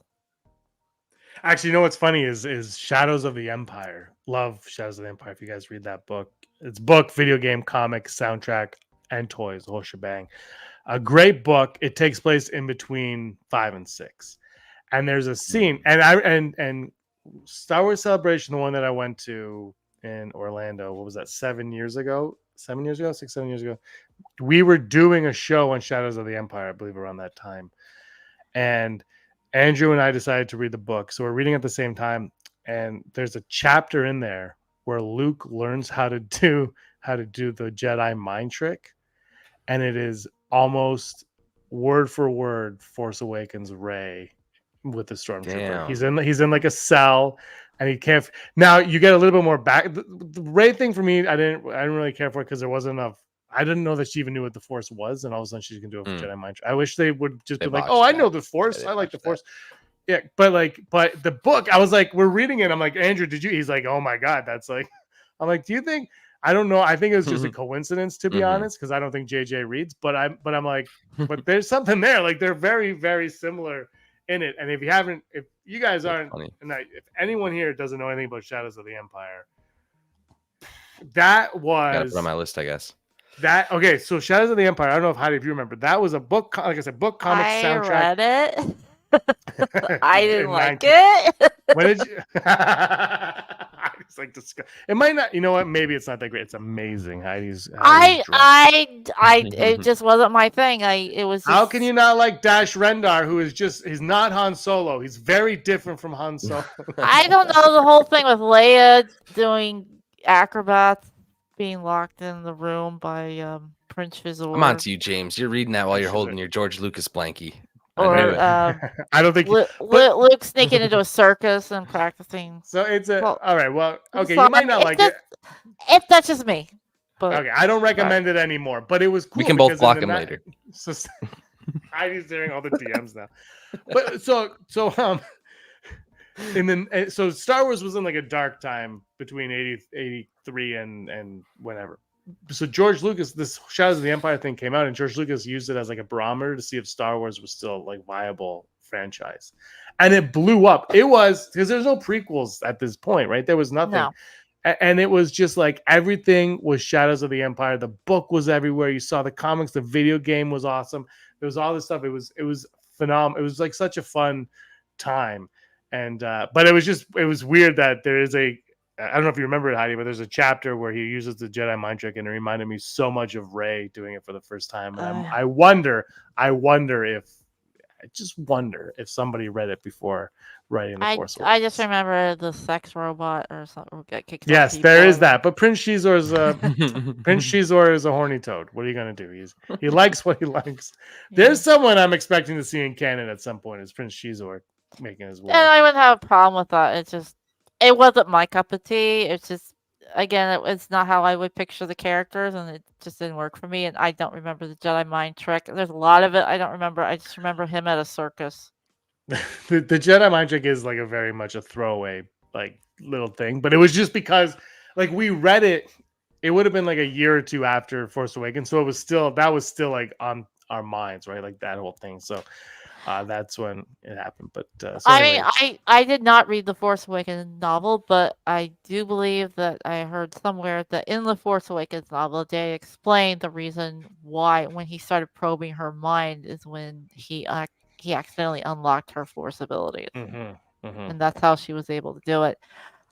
That's not my idea. It's just, I know, I heard that too. I just feel it's so lazy. That's just so lazy. And that's why I hate the sequels. And now this is a hate YouTube channel. I hate Star Wars YouTube channel. Star Wars is dead. Okay. Saturday Night dead. Saturday Night Live is nowhere near as good as Star Wars, but that's another story. Saturday Night Live? Saturday Night Live has not been funny in years. But it made the theme song for Star Wars better. Yes, that's true. Bill Murray. Scott, you gotta check that out. Anyway, whatever. We're going off here. Let's see what the poll is at. 65% saying yes and 35% saying no and 17. Wow, that's not looking good. I hope KK is paying attention to this. So do you think the Skeleton Crew is just a test to see if Star Wars is still viable now since Acolyte did so bad? No, because I think Disney expected Acolyte to do really well. I do too. I think they were actually really saddened by the whole thing. I don't think they understood what it was. Skeleton Crew, I think looks great. Like that trailer, I loved. I hear people be like, "Oh, the suburbs in space," and it looks too much like Earth. What the hell? I don't want my space to look like Earth. But like, I think they need it. I think they need a caveman. But I also think, and I said this on the podcast, I think they need it to look like Earth, like your street, because the kids are going to go on this grand adventure in the universe. So they need it to be mundane and right, so that when they go to other planets, they're like, "Where am I? This is so cool." So I think it looks great. I'm gonna reserve judgment on it, but yeah, I think if Skeleton Crew, I don't think the numbers are gonna be good for it off the hop because of Acolyte or Acolyte. I can't remember Ahsoka numbers, but Andor didn't. Everyone forgets Andor like cost $200+ million and it had low ratings. Acolyte $180 million had low ratings. People do forget Andor. Andor was a slow burn. The first 4 or 5, maybe even 6 weeks. It was us YouTubers carrying that show on our backs every week. Okay, and then stuff started to pick up. So, and it needed the 3-episode drop. Otherwise, I think they would have lost more people. I kind of get the feeling that Skeleton Crew is to go after the Star Wars fandom, the original fandom, or where to get them at, and that's at the preteen set. And I think it's the same thing, the theory with Short Round or Robin, that you put minors in with their hero so that they will feel like they're going on the journey with their hero. Yeah, and Jude Law's perfect mentor. And Jude Law is like that perfect like mentor style character too to carry him. I just hope for some big reveals. You know, I'm not even sure. Like people are speculating this isn't even in the main galaxy. So. Okay, what is that? Here's the thing, because Ahsoka went to another galaxy, right? Now everybody can, James. I know, it's just, and she barely this is, what other thing was I watching where? Acolyte, they go from one end of the galaxy to the other, and it feels like a hop, skip, and it was like, well, I thought this would take time. And Ahsoka, they're like, okay, we're gonna jump in this whale, and we'll be there tomorrow. Like, so how is it like an unknown galaxy if it's 2 seconds away, right? And it's pretty It's those waypoints. It's like these waypoints that you have to leave from. That has the specific, but the history there. That's what I'm hoping it is. I'm hoping it's like kids discovering legends, like Goonies. Name drop someone. Have it be a Chester Cobblepot that or someone has a uncle or a grandpa, and he's got a chest of goodies and there's a piece of a lightsaber that doesn't function, but it's got a button on it and you can push it. You know what I mean? Like, what if this is a story that tells us how Maz Kanata gets Luke's lightsaber? Oh my God. What if that's the story? Actually, if it's in there. Right? I'm just saying. That's like that could be a Disney Plus show in its own, because she's like, that's a story for another time. Well, the time is now. The time is 9 years after that movie came out, Right. and that thing has so Do many unanswered something. questions. Just poking Star Wars with a stick to fix it. Like, do something.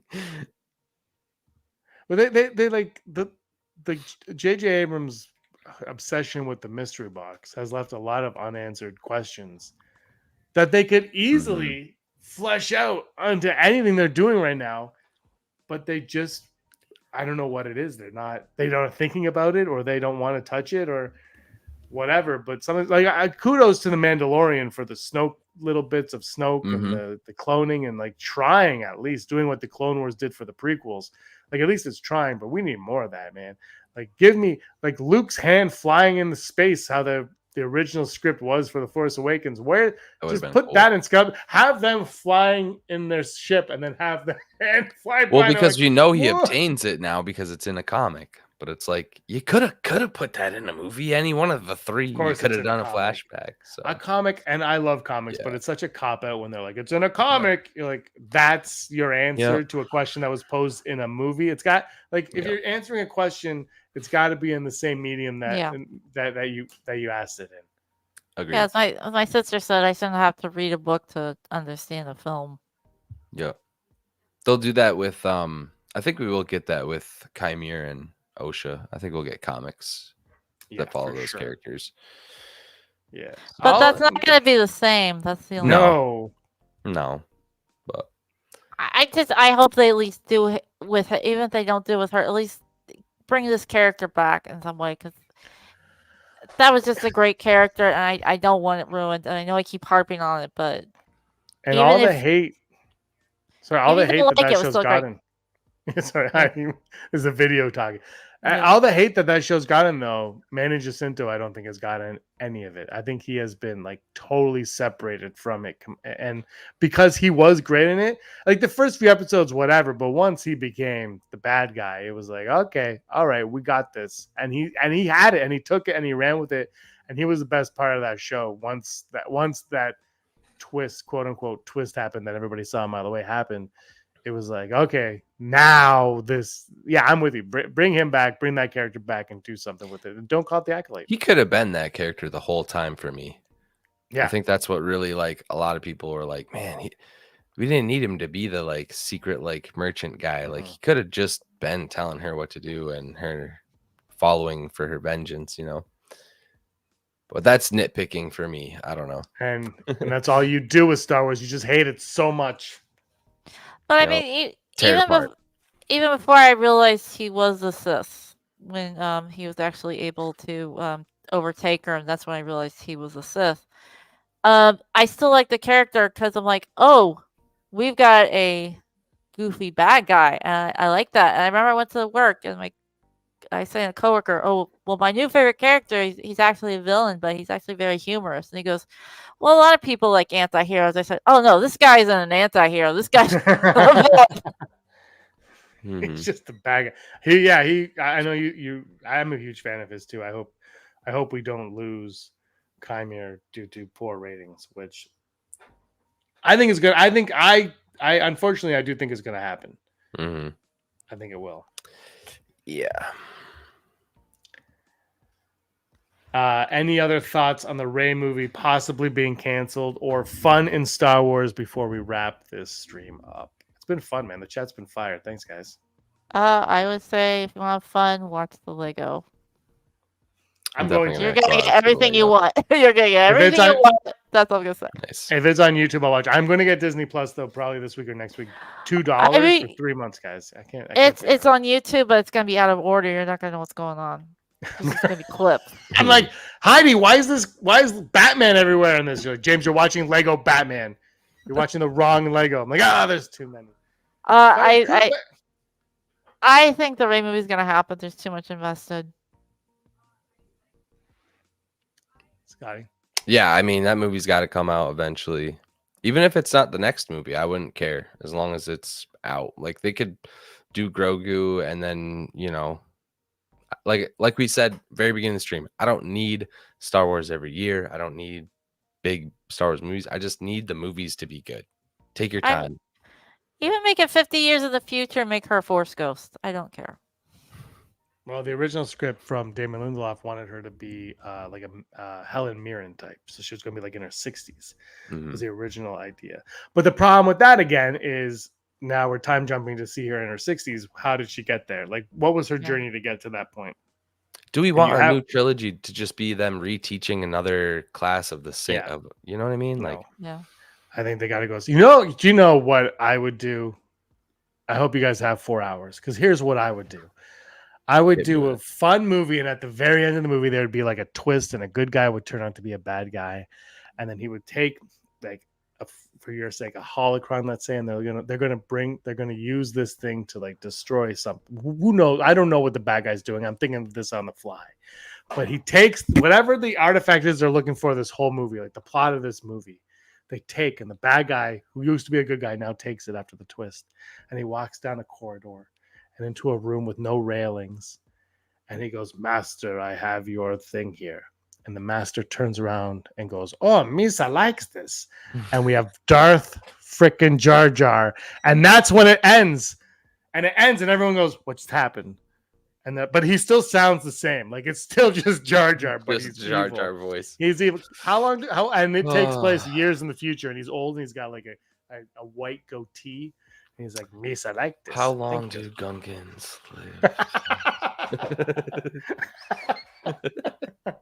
If they screw this one up, YouTube again is gonna go insane. Yeah. Oh man. Yeah, I don't know. My next trilogy, I want it to be like another Force Awakens reboot. Like, we're gonna get another young generation of Jedi that have to put up with the perils of the dark side. Like, you got to go big. You got to bring in these big alien species that we were talking about before too. I think you got to go big. I think you got to go big, small, and lower that budget. I think the Grogu movie, Mando and Grogu's like 110 or 120 million, whatever it's going to be. That money's going to be made up so fast. They're going to look like geniuses, because even if it does solo numbers, it's going to be profitable. So they're doing this. It doesn't need to make $1 billion, because I don't know if Star Wars is going to hit $1 billion now. It might not. But the argument that I always have is, why would I go pay for something in the theater when I can get it for free on Disney Plus? And that's, I think, going to be something that this Mando and Grogu movie is going to have going against it. I'm going to go. We're all going to go see it. Obviously, we're not their issue. They need the people that sit down and watch Mandalorian at 3 a.m. Like, are they going to go? It's coming on Disney Plus in 180 days now, I think, is Disney's new time frame, like 3 months or something like that, 3-4 months. Inside Out 2 is coming out soon or whatever. So yeah, that's mine. I think it's going to happen. I don't think it's going to happen in the next like 3 years, though. I think we're going to have to wait 3.5 years. And then I did hear that the Mando and Grogu movie is going to be in IMAX, so that might be an incentive to go see it. That'll be cool. So if it's an IMAX, it really helps the volume. I like the volume, don't get me wrong, but I don't think I want to go see an IMAX movie shot in the volume, because then it really will be awful. Well, it won't all be shot in the volume. But the Batman was IMAX, I think, and it was shot. They had scenes shot in the volume for that movie as well. So it's all about how you utilize it and not. So I don't know what the footage that quote unquote leaked at D23 looked awesome. Yeah. How fake were those leaks, by the way? Like, nothing leaked accidentally. I think Lucasfilm, Disney, they know they need some goodwill with the fans, and they're like, let it out. Let people, let's show them. We're not officially, but like Deadpool, like when Ryan Reynolds leaked that Deadpool stuff, like, they know what they're doing. For sure.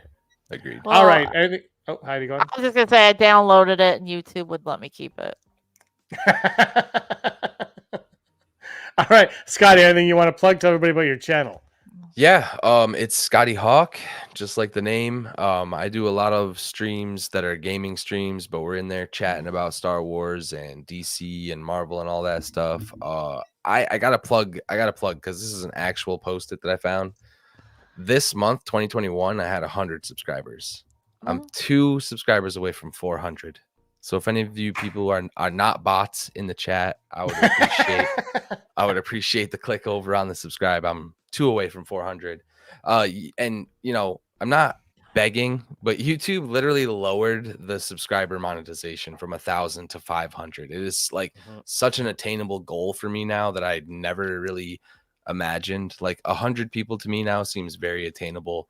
and I've been ramping up my amount of streams. I'm very open to topics, and we can do whole streams on things. So, but I'm going to eventually be like a daily part-time streamer at some point. So come over and, follow the journey. It's been a long one. Hopefully we're going to get there soon. I'm hoping by my 40th birthday, okay, which is June 2nd next year. Okay, y'all. So this is a big goal. Come through. Watch the craziness. I am going to share James' DMs. Are we all June? I just unsubscribed. Were we all June? We're all June. Yeah, look at us. All of us are June. Because I'm not June 2nd. You and Andrew and I have almost the same birthday. You and Brock have almost the same birthday. We have the exact same birthday. Brock and I are the exact same day. June 21st. No, I'm sorry. Apart. I was gonna say I subscribed to your channel last week, so I unsubscribed. Thank you. So now you're. You can subscribe to my channel. I mean, it's just like 5 videos. I think I have like 54 subscribers, but. Hold on, Scott. I'm gonna put your channel. Oh, I appreciate you. God. Hold on, I typed your name in, and there we go, Scotty Hawk. A Rebel Scum video came up. Oh, it's Scotty Hawkish. That's a good one. I like that. Mm-hmm. Oh, I'll put that in the I'll put that in the description below, so you guys can go and subscribe to that channel. I'll put that above. I'll put that right here. Here we go. Let's see. Bam, bam.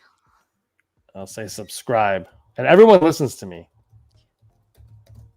Yeah, YouTube does have handles. So if you just search my handle, which I'm going to put in chat too, you should be able to find it.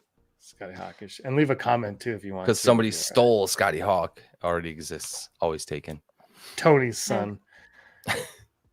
I mean, if you wanna go to my YouTube channel, I've got 3 videos, bunch with my cat, a couple I sent. Do you want me to put that in the description? No. All right, Heidi, tell us about your books. Unless you want to see my cat. This cat is one of my books. Popular.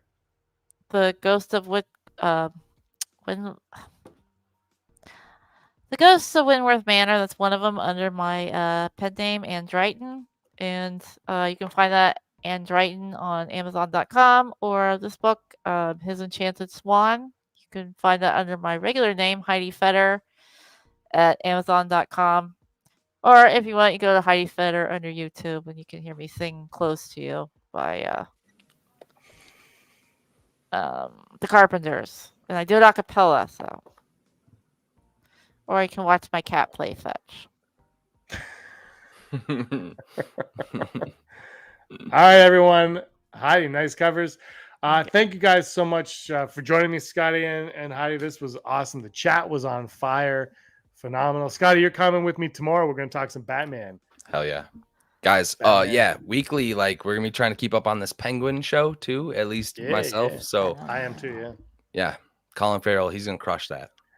Batman. Yeah. Future Emmy winner, Colin Farrell. We'll see. 100%. He might actually have 2 shows that he might get nominated for an Emmy for, Penguin and this. Yes, we got that tomorrow. Heidi, thank you so much. We'll see you next week. Okay. This has been a lot of fun. This is Flying Casual. Like and subscribe and all that fun stuff. And until next time, may the force of others be with you.